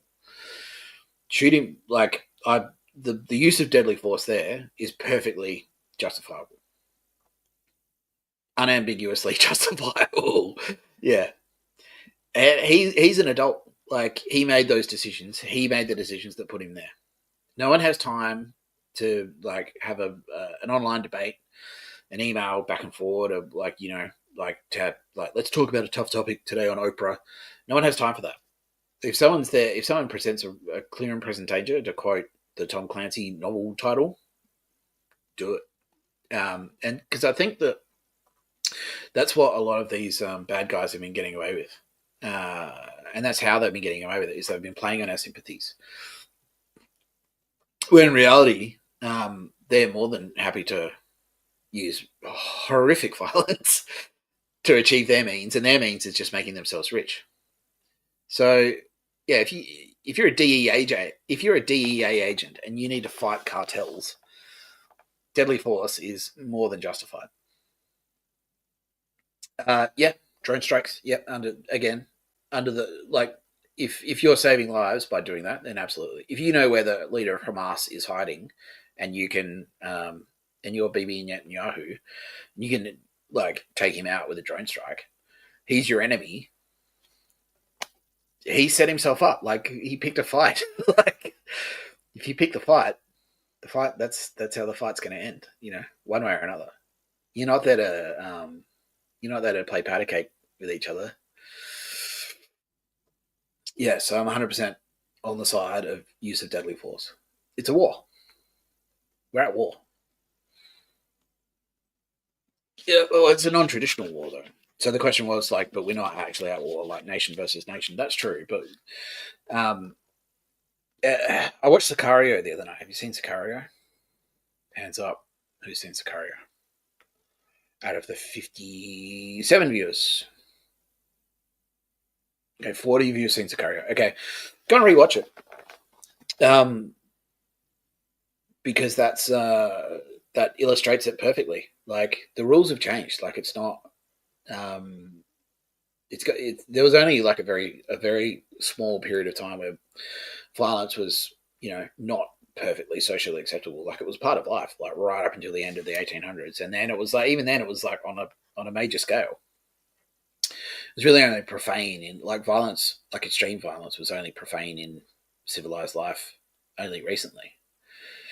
But in Japan, like it was perfectly legal, like in the feudal era, for a samurai to kill someone on the street if they looked at them, and that was perfectly acceptable at the time. So I'm not saying that that's an example of something that's good. I'm just saying that that's an example. Like that's what the world used to be like. Like look at Roman gladiators. Like that was perfectly acceptable to turn up to a stadium and watch people kill each other for sport. So, and I think there was a reason that humans have kind of evolved that way. Like there's an innate sense of violence in everyone. The real difference is though murder versus kill. So soldiers kill. If you're a soldier in a war, you're a killer. That's what you do. There's no way to sugarcoat it. If you're in the SAS, you're a killer. You're there to kill the enemy. If you're a US Marine, you're there to kill. You're there to kill the enemy. But you're not a murderer. Because if you're in the theatre of combat and they're shooting at you, they'll kill you. They're trying to kill you. So you have to kill them. That's not murder. That's killing. Murder is when it's like morally bankrupt. If it's someone defenseless, if you didn't need to do it, that's murder. If it's illegal. So it's a very long-winded way of answering the question. Do I authorize the use of deadly force? Morally, I'm on board. I'm on board with the use of deadly force. Legally, no, I can't do that because I'm an Australian citizen. So I can't tell someone anywhere to go like, it's fine, just do it. You won't get in trouble. But there are certain, like, if you need my moral say so to go and join the police force or join the military, go for it, please. Yeah. Especially if you're an African American. How many African Americans have we got on the line right now? We've got only 3. Okay, that's okay. But you 3, where are you from? I'm from New York, obviously. I'm from New York and 2 from Chicago. So please, by all means, if you're not already and you're not, contact the FBI and tell them you want to become deputized because you would be very, very useful. Yeah, and they won't arrest you. Obviously, don't go there with your gun. Like, don't do anything illegal in front of them. But if you contact the FBI and tell them that you wish to, you strongly suspect that acts of terror are being planned in your neighborhood and you wish to conduct a civilian investigation, you would like to be deputized, you could be deputized by the FBI pretty much on the spot. And then under the right circumstances, that would authorize you to use deadly force. Yeah. If you were being threatened by a firearm or you witness someone else threatening someone else with a firearm, you could use deadly force. Whether or not you can actually go out and just straight up assassinate someone, that's different. But yeah, like, please consult your the laws of your local jurisdiction before you embark on any extrajudicial killings. Yeah. Okay, we've still got the 53. Yep, 53. Okay, that's the magic number. Oh, space magic. How do I know how many people are on the line? Space magic. Well, if it's just me talking to myself, then it's a cheap night.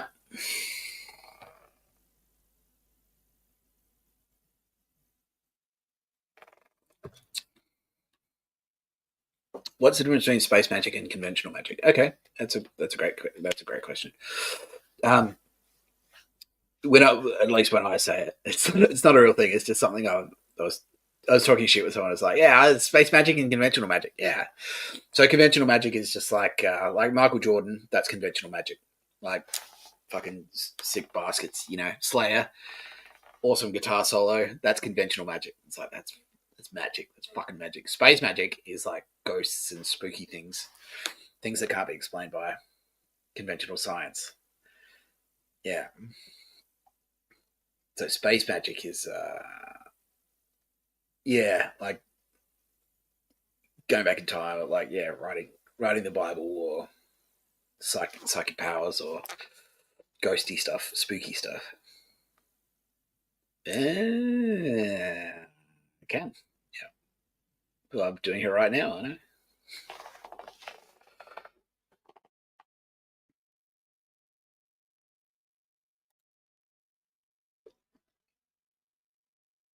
Yeah, I'll do the little thing for you. Q&A. Okay, so you want to see a magic trick? All right. Yeah, we can do some of that if you want.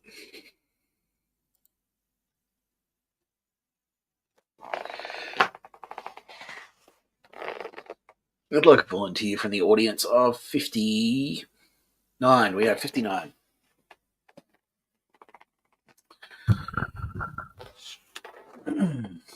It's kind of hard because you can't. No, I guess I could do one individual, so I'm just going to do one individual. So I'm going to pick you in Nova Scotia. Actually, let's try this.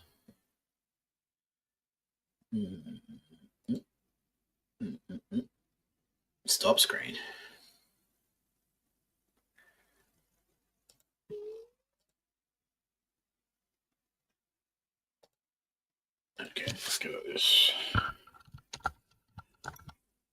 Can everyone see that? Yeah. Okay, cool.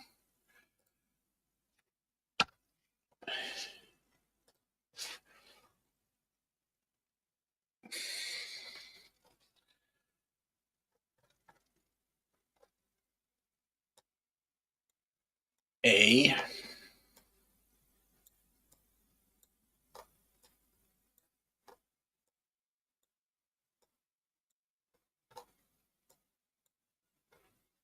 All right, you've traveled a long way to get here.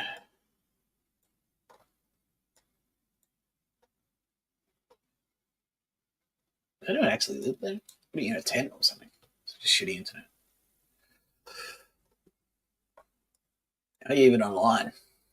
A satellite link, Starlink or something? No. All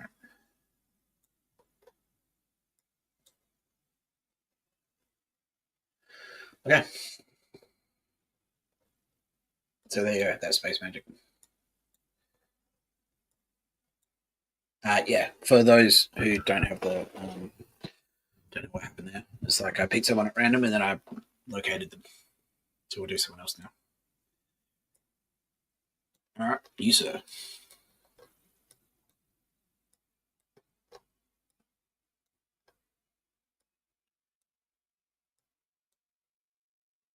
Hey, Gary Cooper.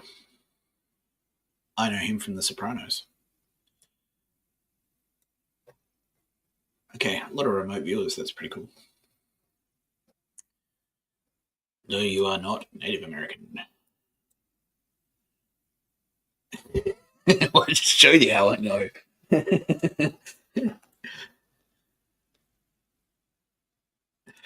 Yeah.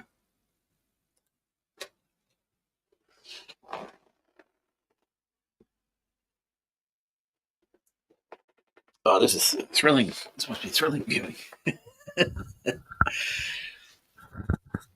Anyone else?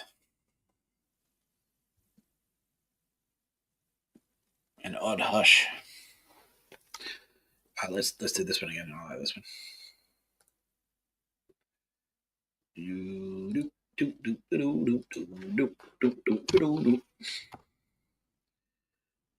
This was space magic. Ooh, a couple of messages. Let's see who they're from.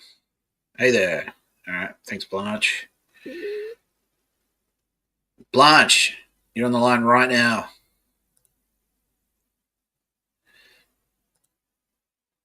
Fantastic. Great to hear from you.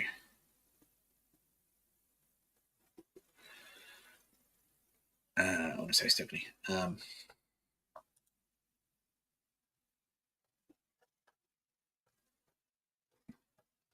Yeah, that's space magic. This is probably my favorite instance of space magic. So that's a rock that I saw at the beach. No. Yeah.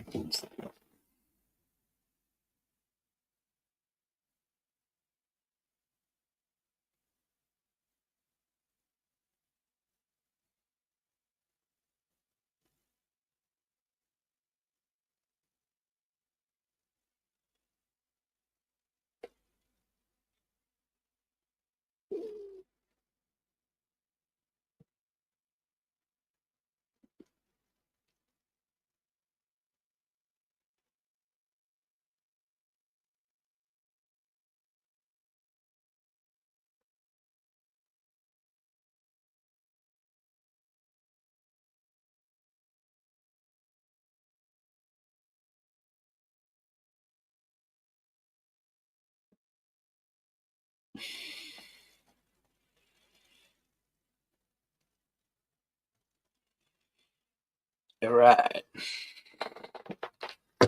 So that's some space magic. And then the reason it's spooky is because it looks exactly like that, which is a shot from this video.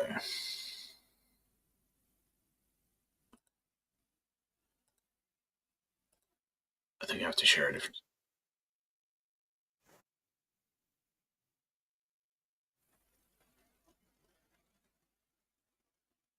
What's my relationship to Aldous Harding? It's very loud.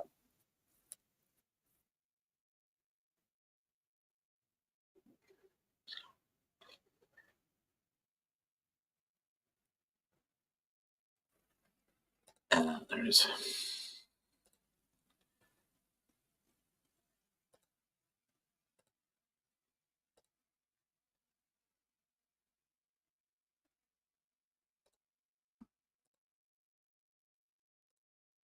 Okay. The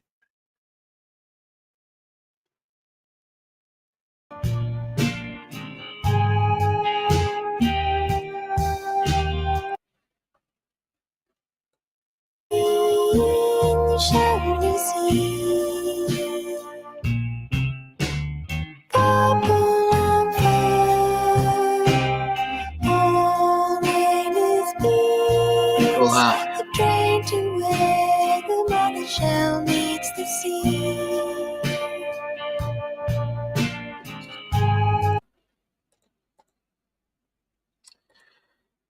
Alright.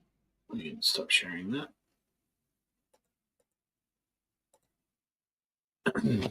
What's my relationship to Aldous Harding? I'm a big fan of her work, and she's a big fan of my work. That's basically it. There's more to the story, which I won't go into right now. But yeah, yeah. So that's my relationship to Aldous Harding. I've been a fan of her music for ages, and then it wasn't until recently that I sort of reached out. And yeah, it turns out she's been a fan of my writing and my festival going, which is a medium apparently. So yeah, it was quite a nice surprise to know that she knew who I was. Yeah, I was quite flattered. But yeah, so we share. I'll just say this: we share a very profound mutual respect. For those unfamiliar with Aldous Harding, I strongly recommend you look her up because she's great artist, very versatile, done a lot of amazing work. Yeah. So that's yeah. Okay, crow's nest. Yes. Yep. Figured you out. Ooh, straight out of the bottle. I know. How uncouth. Do it in my Scotch glass instead. Anything you like. The question was, can I ask you anything? And the answer is yes. You can ask me anything. What's off limits? I don't know, man. I mean, I'll tell you. There's probably nothing really because everyone knows everything everywhere. I've been prodded so many times. Been under surveillance and under scrutiny for years now. There really isn't that much that everyone doesn't know. So what's under the hat? All right, that's something I can answer. I'll show you. Yeah, I'm still pretending I'm not bald. Managed to pull it off. Okay. Yeah.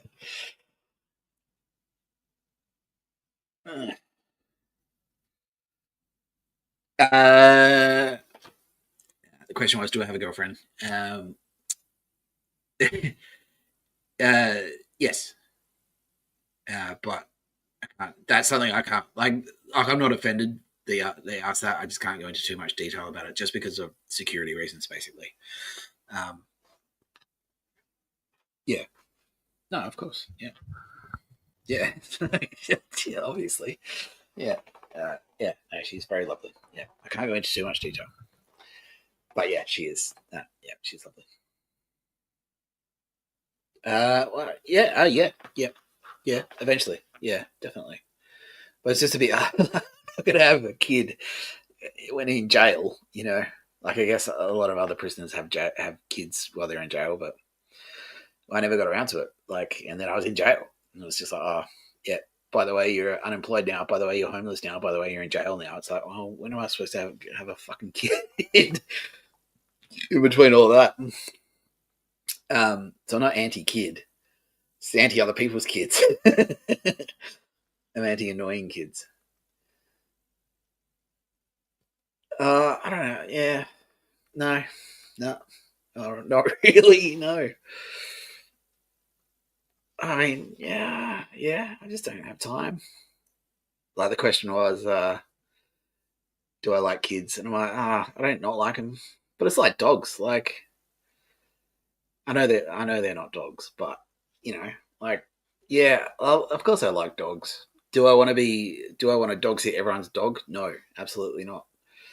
Do I want a million dogs running around me constantly while I'm dodging death threats from the fucking drug cartels? Absolutely not. No. I don't want kids hanging around me while I'm getting this many death threats. I'll get blown up.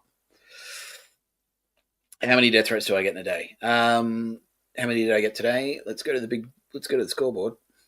Only 3 today. I only had 3 death threats today. But the total amount of death threats that I've had in my life are in the millions. So that depends on how you would define a death threat. But if you define a death threat as someone saying with the degree of seriousness that they wanted to kill me and were planning to, like even if it's like, I'm going to fucking kill that guy, I consider that to be a death threat. Even if it's just like they're just having a few beers. It's like, I should fucking just kill him. He's a dickhead. I'm going to kill him. That's a death threat. So if you define that as a death threat, I would say that's about, in the millions. Millions. Yeah.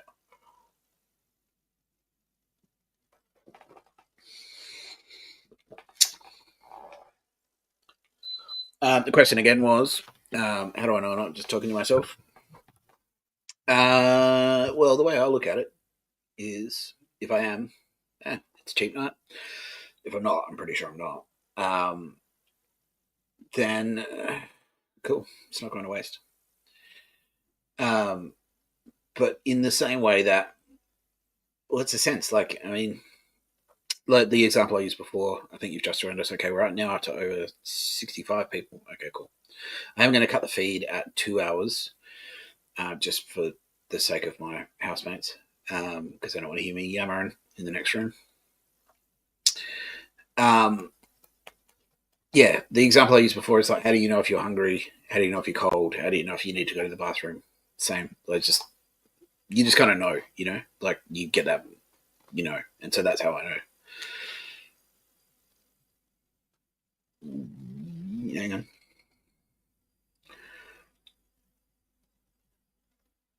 How do I know that I know that I know? I don't. How do you know that you're hungry? Like, yeah, well, exactly. So you just know that you're hungry. You know it's your stomach doing it. You don't know the actual fucking like mechanics of it. You don't know the actual nitty gritty of how it's literally happening. That doesn't mean it's not happening. Just because you don't know, you can't explain like the hormones and the signals to your brain and whatnot. It is happening. Yes, I was born this way. Yeah. No, I definitely got stronger. Yeah. Almost like kind of like a puberty, I guess. So the question was like, did my space magic powers? Have I always had my space magic powers? And did they kind of get stronger?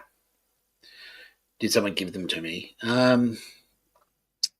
Yes and no. No and yes. That's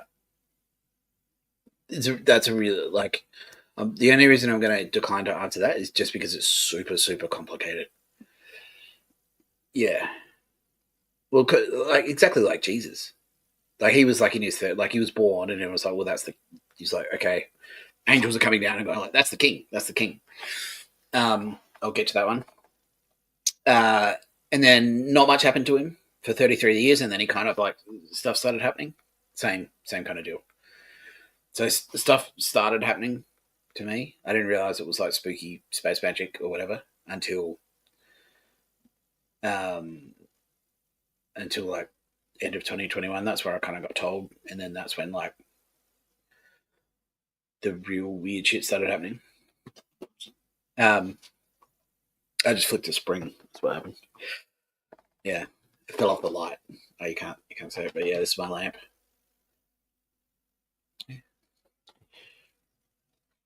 Do angels exist? Yes, they do. Yep. Well, again, it's pretty complicated.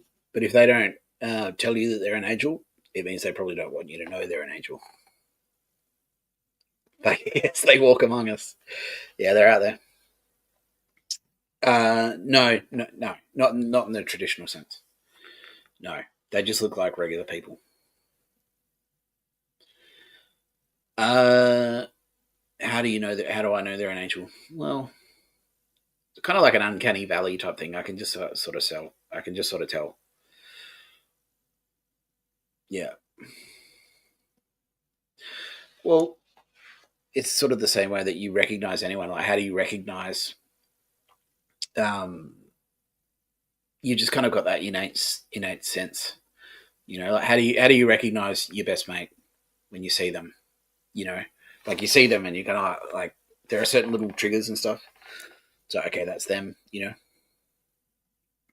know, it's almost like a dog like has a sense of smell. Like they can tell someone from their smell. It's almost like that, but like another sense. It was like okay, that's yeah. I just know. Yeah. No, not really anymore. At the start, I did. Yeah, at the start, I was a bit slower, but as I've kind of like grown up and gotten older, I'm really fast at it now, so I can just kind of know straight away. Yeah. Well, that's the thing. Like, the main thing for me is that I can kind of I can be fed information, and so that's the thing. It's not just me walking around; it's actually a team. So if you imagine that I had a headset, it's exactly like that, like a guy, like again in Sicario, that final scene where he's in the house, and there's someone going like, "Okay, you got a bad guy up to the left." Same kind of deal. So when I walk around, I kind of get fed information, but I'm doing it via space magic, not via headset. Yeah, I can take all that information. So all that information that's being fed into like satellites and whatnot, I can access that, or my team can access that, and then they just give it to me, and then I use it. Okay, we'll do it then. It's not that spooky. Go for it. No one's stopping you. Well, it's the real timeness of it though, and it's the fact that I can sort of like smell someone out.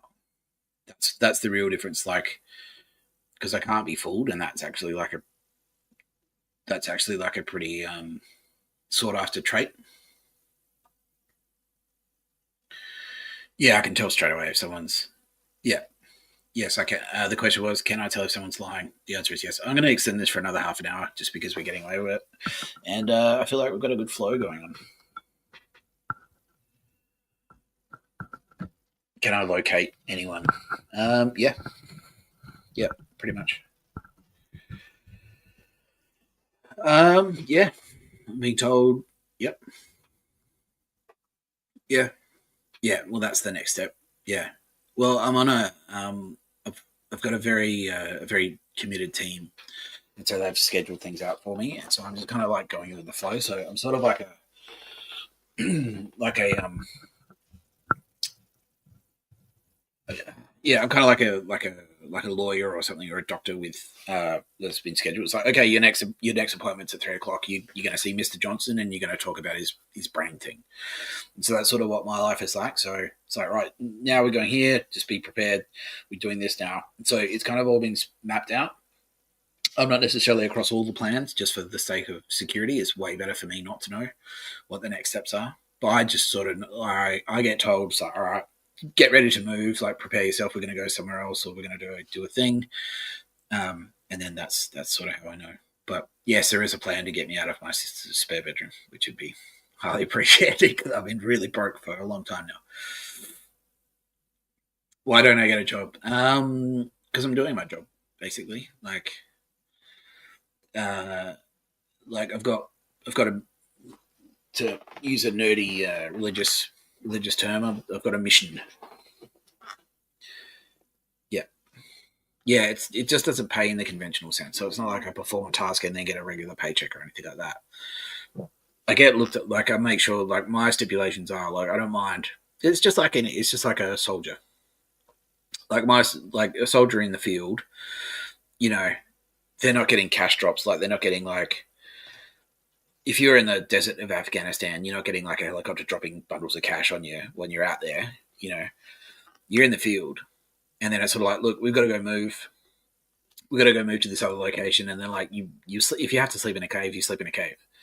You have to sleep in your sister's bedroom, you sleep in your sister's bedroom. I just kind of get like, and you kind of scrounge what you can along the way. Like I do have access to some funds, like I can eat regularly, don't have to pay for that. I'm sleeping in a bed, like I've got a roof over my head, and so just like a soldier, that's good enough because like, as long as I can keep moving towards my goal, which is to win, to rid the world of slavery and tyranny, then great, that's fine, that's enough for me. Yes, that is my goal: rid the world of slavery and tyranny. Yeah, but the question was, is my goal to save all sinners? Yeah, kind of. Not in the sense that Jesus Christ would do it. Not in the sense that I'm going to go around and like I'm going to put like some holy water on your head and then suddenly you're all forgiven and you go to heaven and you float up through a cloud. It's more like I'm here to more like Rex Banner, The Simpsons. Just I'm here to clean this town up. Yeah. So I'm not necessarily here to save you if you're really bad. Like if you're a fentanyl dealer, I'm not here to save you. I'm here to stop you. Like, yeah, which is ironic because a lot of those drug dealers like pray a lot, and it's not working. It's not going to work because I'm going to say, it's like, look at all the kids you've killed. No, you're going to jail. Like, yeah.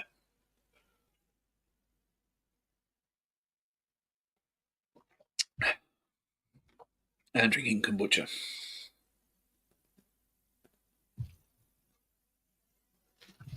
I should get a sponsorship deal. It's kind of have to like I'm being a little bit staunch there. Maybe it's not the best for me. I'm gonna have to start marketing myself. But I've kind of been staunch, which is like, hey, if you want me to market for you, you got to approach me. But it's not. So we're gonna start being more overt with my begging for money. I think, yeah. Please, yeah, I do have a Patreon. I just set it up, so I'm not sure if it's actually active or I've done it right or anything or what. But anyway, look. Okay, cool.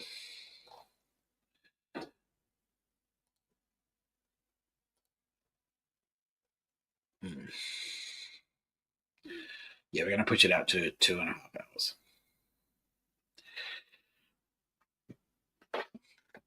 What did I have for dinner? I had spaghetti bolognese. Yep, my brother-in-law cooked it. It was good. What are my plans for tomorrow? More of this, pretty much. I need to get this stuff set up. Like, I really need to monetize myself. And then I keep so day to day. What I do is I just make sure that I'm plugged into an information source at all times. So I spend a lot of time watching YouTube videos and educating myself about all the bad guys in the world and what they're doing. And outside of that, I do stuff around town. So I make sure that I go walking every day. I like to do my chin-ups and stuff, keep physically active. Play video games whenever I need to let my brain defrag a little bit. That's what I do. The good news is that I'm pretty much set up now. Like I've got my stuff. Like so, I didn't have a computer when I got out of jail, so now I've got my phones. I've got my my clothes. Like I've got like a wardrobe. I'm going to try and add some more. I've got my podcasting set up, so I've got my mic here, as you can see. There you go. Shout out to Laser Brand, they do good work. Got my headphones. Got my wristwatch, which is cool. So I don't have to spend so much time setting myself up. So now I'm kind of like doing a little bit of stuff around town. I do still have to do like a lot of. I can't go into too much detail about this, not because I don't want to, just because it's for security purposes. I can't go into too much detail about this type of stuff, but I do a lot of very practical security work. And I don't just mean like security guard work, like at the mall or whatever, but trying to counter. There are a lot of bad guys in the world, and so I do a fair amount of work to actually like very practical work, like sort of tracking people down and going to certain organisations and asking tough questions. Okay, I've got a green light to talk about that. Yeah, so tracking people down, asking people tough questions. It's like, so in 1989, did your friend maybe not come home from a holiday that you were on together? You know, like things like that. Um, a lot of counter e-warfare, because there's a lot of e-warfare going on at the moment. There are a lot of shady actors and bad actors in the electronic space, in the internet space. So I'm doing a lot of work to sort of like counter those nerds with the help of some not with some agencies who aren't really that secret, but I'm not going to name them anyway, just for security purposes. So I've been working with them, and the good thing about that is I can work globally from here because it's the internet. So anything the internet touches, it's like that line from The Lion King: anything the internet touches is yours. Anything the internet touches here, so in Victor Harbor, I can have global implications. So, for example, there's a public Wi-Fi, and everyone knows how dodgy public Wi-Fi is. It was on the news yesterday. It's like people, or even this morning, yeah, on the news this morning, they were talking about like people have lost money because they've logged in to they've done their banking on their phone on a public Wi-Fi connection, and their hackers have got in and like stolen their details and then stolen their PIN number or their account details and got money out of their accounts. And so one of the things that I've been doing is going around to these public Wi-Fi's, which are dodgy, and then connecting like a very specific type of phone to that internet connection, and then that specific type of phone, what that does is that allows a team who are offshore, they're counter hackers basically, so they can go onto that public Wi-Fi. If I connect this special phone, which isn't magic, it's not space magic at all, there's nothing magic about this, I can connect that phone to a public Wi-Fi connection, and then these good guy hackers, these white hats, can go onto that public Wi-Fi and they can see what all the bad guys have been doing, and then they can hunt them down and stop them in a cyber sense. So they can like counter them, so they can counter hack them. So I've been doing a lot of that. So, and some of them have been extremely effective. So if I've gone, there's one that I did at a major multinational corporation, which has an office frontage in Victor Harbor, South Australia. I'm not going to name the company for liability purposes, but I've connected my phone, my special phone, to their public Wi-Fi, which is freely available, and there's nothing illegal about doing this. And then because of that, they've managed to get into that network from Victor Harbor and then hack bad guys who are operating out of the Northern Hemisphere, out of Europe, Eastern Europe, via this network. So they've gotten into the local network in Victor Harbor. From there, they've jumped into the international network. From there, they've jumped offshore. From there, they've tracked it down. It's like, where are these hackers coming from? And they've found them in Eastern Europe. And so I still do a lot of that stuff day to day. So I'll probably have to do a bit more of that tomorrow. So yeah, that's probably what I'll do. Yeah. No, definitely not. I'm not, for security purposes, I can't drink publicly. So I can't go to the pub, which sucks because I love the pub. I can't really, just sort of like, it's very challenging for me to just go and shoot the shit with people these days. I just go to the pub and have a beer because, yeah, there are some characters out there. Let's just put it that way. So I'll probably just do what I do every day, which is, yeah, I'll get up. I watch the news in the morning, see what happens overnight, see what's happened overnight. Okay, if we're still going after 2.5 hours and no one's stopped me, I'll try and keep going. I'm just conscious I don't want to keep my little sister awake in the next room because she goes to bed early.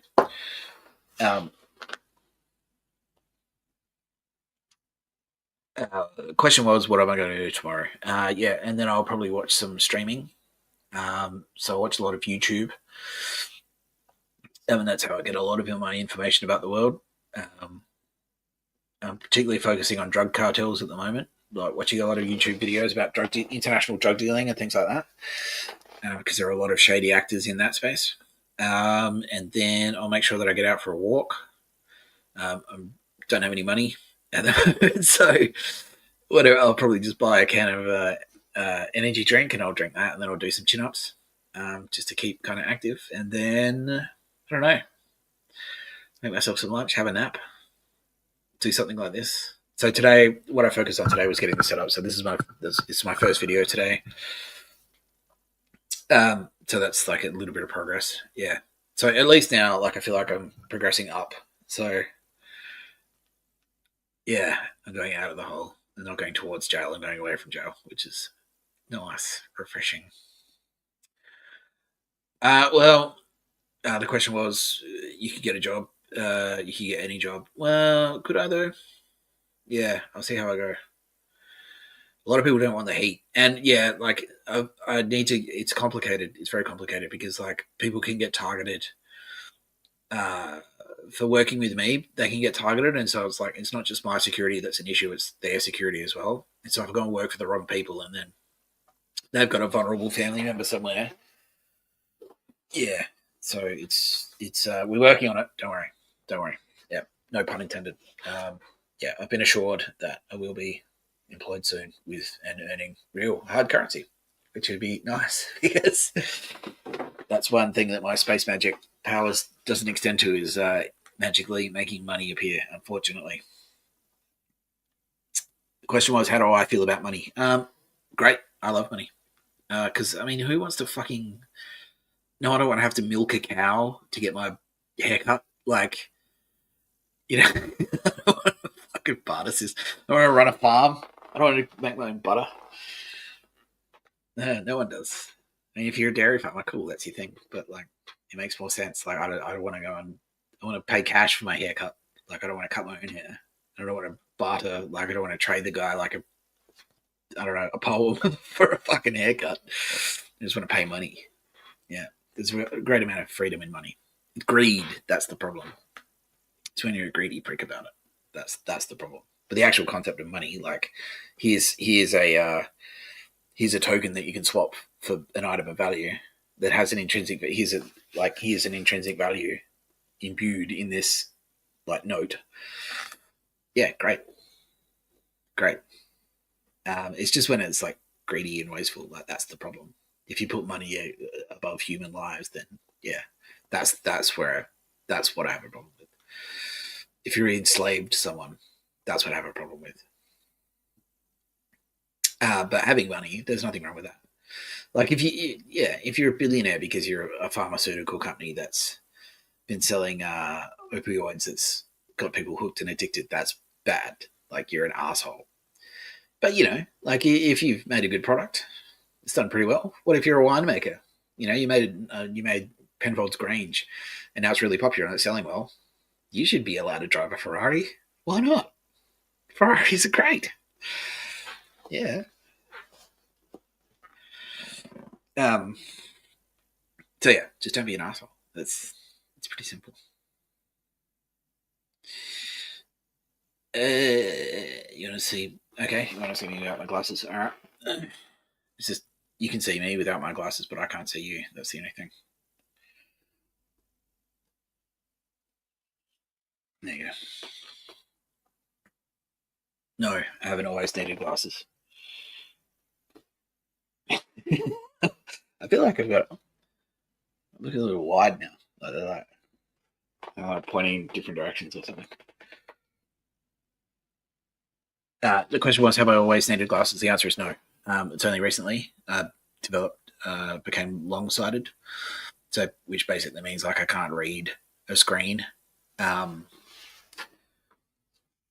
I can't read a mobile screen without glasses, and because like and it started out it was just I just wear them for office work for reading and stuff, but then over time I realized that I needed it for everything because it's just like anything with a pattern. So like if I'm looking at carpet without my glasses on, it'll give me a headache because I'm constantly trying to focus and I can't do it. Can everyone hear me okay? Okay, yes. More kombucha. Yes. Question was, would I love to have a beer right now? The answer is yes. I would love to have a beer. But unfortunately, my sister banned the consumption of alcohol in the house because I caused too much of a ruckus. Yeah, it was very intentional. yeah, I wanted to cause a reaction in the local neighborhood because I wanted to see. Yeah, we've had some disturbing reports of disturbing things happening in this local area, and so to kind of like uh, to stir the pot a little bit, we wanted to see like who would kind of react and how they'd react if I did something a bit left of field. So, but green light, I can talk about this. Cool. So I got pretty drunk, and then I walked out the front of the house in wearing nothing but a towel. And I live in like it's a block of 3 unit, like little units, so little houses. It's got a really long driveway, and then out. So I walked out of that, and we live at the back one. So I walked out of the back one with nothing but a towel on. Walked all the way to the. I'm going to wrap it up in 15 minutes. Walked all the way to the onto the street, and then peed in someone's front yard, and then walked all the way back. And it was sort of like I did that as a dye pack experiment because I wanted to see like how the gossip would kind of like light up. And we did that, like, and it wasn't just me that sort of like thought of that, but it was an experiment. And I did that specific action so we could trace that. So we say, like, okay, wearing a towel and peed in someone's front yard. So those 2 key facts. It's not just like vague things. Oh, he was wearing a shirt and walking around, which could have been anyone at any time. It could have been me at any time. But it was those 2 specific things. It was like wearing a towel, peed in someone's yard. And then from there, we saw the whole network light up like a Christmas tree. And that was very intentional for those reasons. But my little sister kind of freaked out because she's not used to this type of thinking. And I told them why I did it. They're like, why were you drunk doing that? And I was like, well, because of that. Like, you've got a network here. I wanted to see this network. I want to see like who's saying what to who, how long it takes the information to get there. Are they picking up the phone immediately? Like, because it happened at 2 a.m. Was the phone ringing at 2:05, or was it not until the next morning? And so we had a team monitoring the traffic, monitoring all the different channels. Like, was it electronic? Was it word of mouth? Did they go and knock on each other's doors? And it worked because we caught a huge amount of traffic, and we managed to measure the spread, how it was being shipped around, who it went to, what they sort of said. And it did. We did catch some very serious crimes as a result on listening devices. So people saying, "Oh, we should kill him." Like, he's walking around a towel, peeing in people's yards. We should kill him. I was like, oh, okay. What type of psycho murderers do we have? Yeah. So that's sort of that was why I did that. And as a result, yet again, I took one for the team, and now I can't drink because my sister said, all right, we're having a family meeting. Your antics are too much, and you can't drink. And it's like, all right, fine. So, yeah, it's just easier for me not to drink. As much as I would love to have a drink. If you can see up there, I've got half a bottle of scotch and half a bottle of red wine. It's calling to me. I'd love to get stuck into it, but I can't.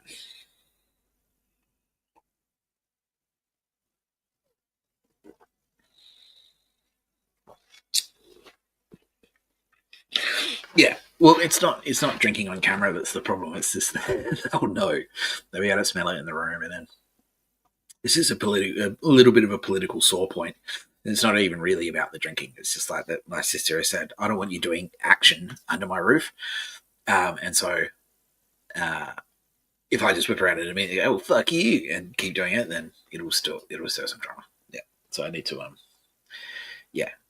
That's the only thing. I just need to lay low for a little while and let it cool down a little bit, and then I can go back to being a bit cray. Just turning the heater up. I've got a heater down there. I won't bother with that, but yeah, it's a heater. I'm just turning the heater up. It's cool. Right now in Victor Harbour, it is 16 degrees, which is pretty warm. Yeah, but it can get extremely cold. So last night it was down to 8 degrees Celsius, which is I think about like 40 degrees Fahrenheit. Yeah, cold. Not cold enough to snow, but cold enough to make you want to turn the heater on. Yeah. Let's do a crowd check. How many have we got out there? What's on a t-shirt? Yeah, cool. Question. Rage 5. Yeah. Someone strategically planted this in a clothes shop. And it only cost me $15, so that was good. So I picked that up. Yeah, it's like, hey, I recommend, wink, wink, you go to this clothes shop and try and buy some t-shirts from there. And I did. And it's like, yeah, so they strategically placed a t-shirt there so I could buy one for cheap. Yeah. Oh, well, yes, it is very aggressive. Yeah. Yeah, yes. Now, the question was, do I want to present an aggressive front? And the answer is yes. Because of the amount of, it's to counter storage. I'm actually like a pretty peaceful guy. But it's just like the amount of horseshit that I have to deal with in a single day. I just need to make it fucking super clear that I'm not taking shit. Because otherwise I just get rolled over. Just end up like in jail. Yeah. So I just need to make it clear to everyone. It's like, no, I'm not here to fuck around. You need to be like very, very, because I get people following me around. I get nerds doing things to annoy me, specifically making weird noises, and so I need to present like a pretty tough guy front to scare people off. Yeah, it has been. It has been effective. It has been effective. It's been taking time, but overall, yeah, it's been effective. Yeah, there are so many different factions. Like, I've had to fight so many different individual organizations. I'm just waiting for clearance from my legal team. Okay, they say green light. I can list who I've fought. I can't say how I fought them. Okay. The question was, who have I fought? When I say fight, I don't mean like literally fist fight, but I've had battles with ASIO, NSA, CIA, ASD, that's the Australian Signals Directorate, factions within organisations, so factions of the Australian military, factions of the US military. Never, ironically, never had a fight with China. Yeah. That's right, exactly. That's exactly it. That's why China. It was like, oh, China's the enemy. The Chinese government were the first government in the world, the public, like, to come out and just straight up say, like, we're not going to try and kill you. The Australian government was the last government to say it. Yeah. Well, yeah, yes and no. Am I afraid they're going to kill me? Well, yes and no. I mean, they would have if they could have. But am I using space magic to stay alive? Definitely. Yeah. Is that cheating? I mean, no. Nah. Is it cheating for Michael Jordan to use his talent to win basketball games? I don't think so. Is it cheating for Meryl Streep to win an Academy Award by using her acting talent? No. Am I cheating by surviving by using space magic? Fuck off. No. That's the point of it. Like, I'm not going to have it and not use it, The question was, how does my space magic help me survive? No, knowing if I'm under threat, basically. So I can tell if someone's on their way to hurt me or try and hurt me, and I can move out of the way very quickly. And I can tell someone's motivation. So if someone approaches me, I know why. I know what they're planning to do. I know why they're approaching me. So if someone's approaching me with the intention to try and hurt me or pick a fight or stab me or whatever, I can get out of the way. So it's more about avoiding. Yeah, it's just sort of being smart ahead of time. Time is the key word there. Wink. I won't go into too much detail about that. But speaking of time, we've got about 5 minutes left. How many people do we have on the line? We have got 72 people. Just trying to find out where you're from. 25 are from the States. 22 are from Australia. 10 or 15 are from the UK. 10 are from Africa. Okay, cool. Yes, definitely. Yes, I am going to fight for black people. Yeah, you had a raw deal, haven't you? Fuck. Yes, racism is bad. I fucking hate Nazis. Yes, I am serious. I hate fucking white supremacists. Well, more will be revealed soon, but yeah, no, we're taking steps basically. When I say we, who do I refer to? Me and my team. I do have a team. I'm working quite closely with, obviously, my own government now. We just had to iron out the kinks there. Yeah, the Australian government had a lot of different factions. So I needed to weed out the good factions versus the bad factions. But yeah, working quite closely with ADF and the Australian Federal Police. Shout out. Okay, they said I can mention them. Cool. So I'm working quite closely with the Australian Federal Police and the Australian Defence Forces, the good parts of them. And also I have a relationship, and I've been told I'm not allowed to say this. I have a working relationship with Mossad. Yeah. The question was, do Israelis like me? And the answer is yes. Yeah, because there is one definition of a Jew. There is from a certain point of view, a Jew is anyone who can hear God, and so that I tick that box. So that makes me like basically an honorary Jew. That's sort of how they look at me. So Nick Tapscott and Israel, good friends, best friends. Yeah. Oh yeah, it's fantastic news. Yes, that time they caught a break. Yeah. The question was like, am I going to prosecute Israeli war criminals?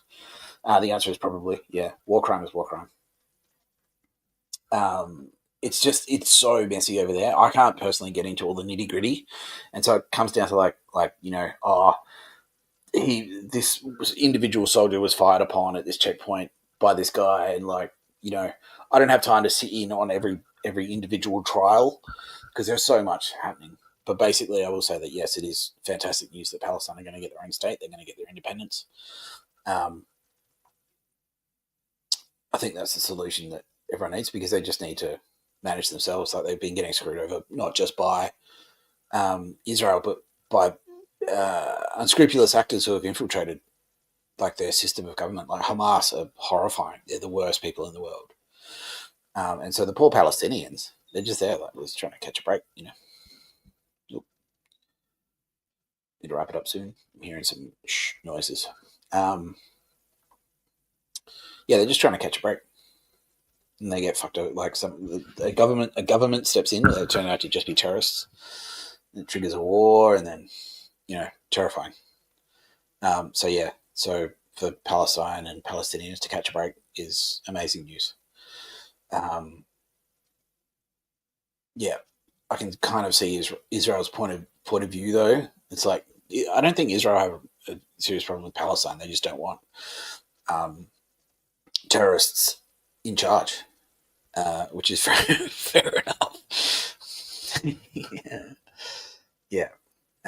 Well, hopefully now,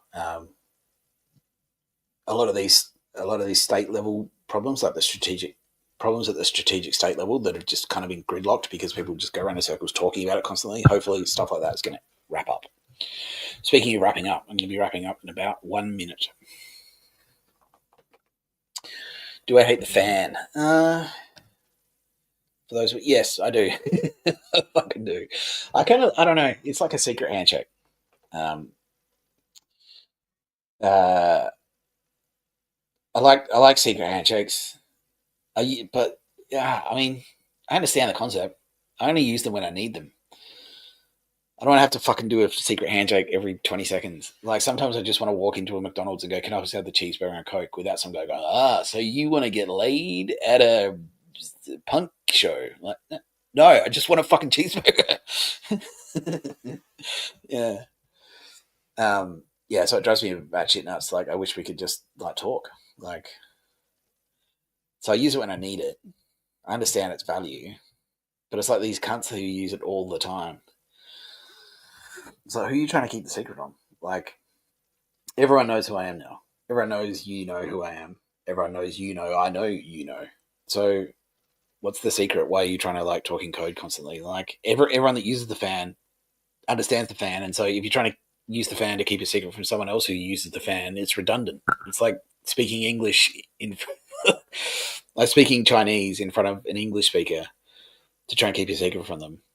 But if they also speak Chinese, what's the fucking point? So yeah, you've got these people that trying to keep secrets. It's like, oh, I'm going to speak in Chinese because this other Chinese speaker won't understand what I'm saying. It's like, don't, dude, dickhead. Like, everyone knows you're fucking fan. Like, it's redundant. Just talk. Yeah. Okay. 2.5 hours. It's been real. Wrap it up right there. Thanks everyone for joining. We have 78 people on the line. I'll see you again very soon. I won't say when. Keep you guessing. Find me on Patreon. Taps content. Ciao, ciao.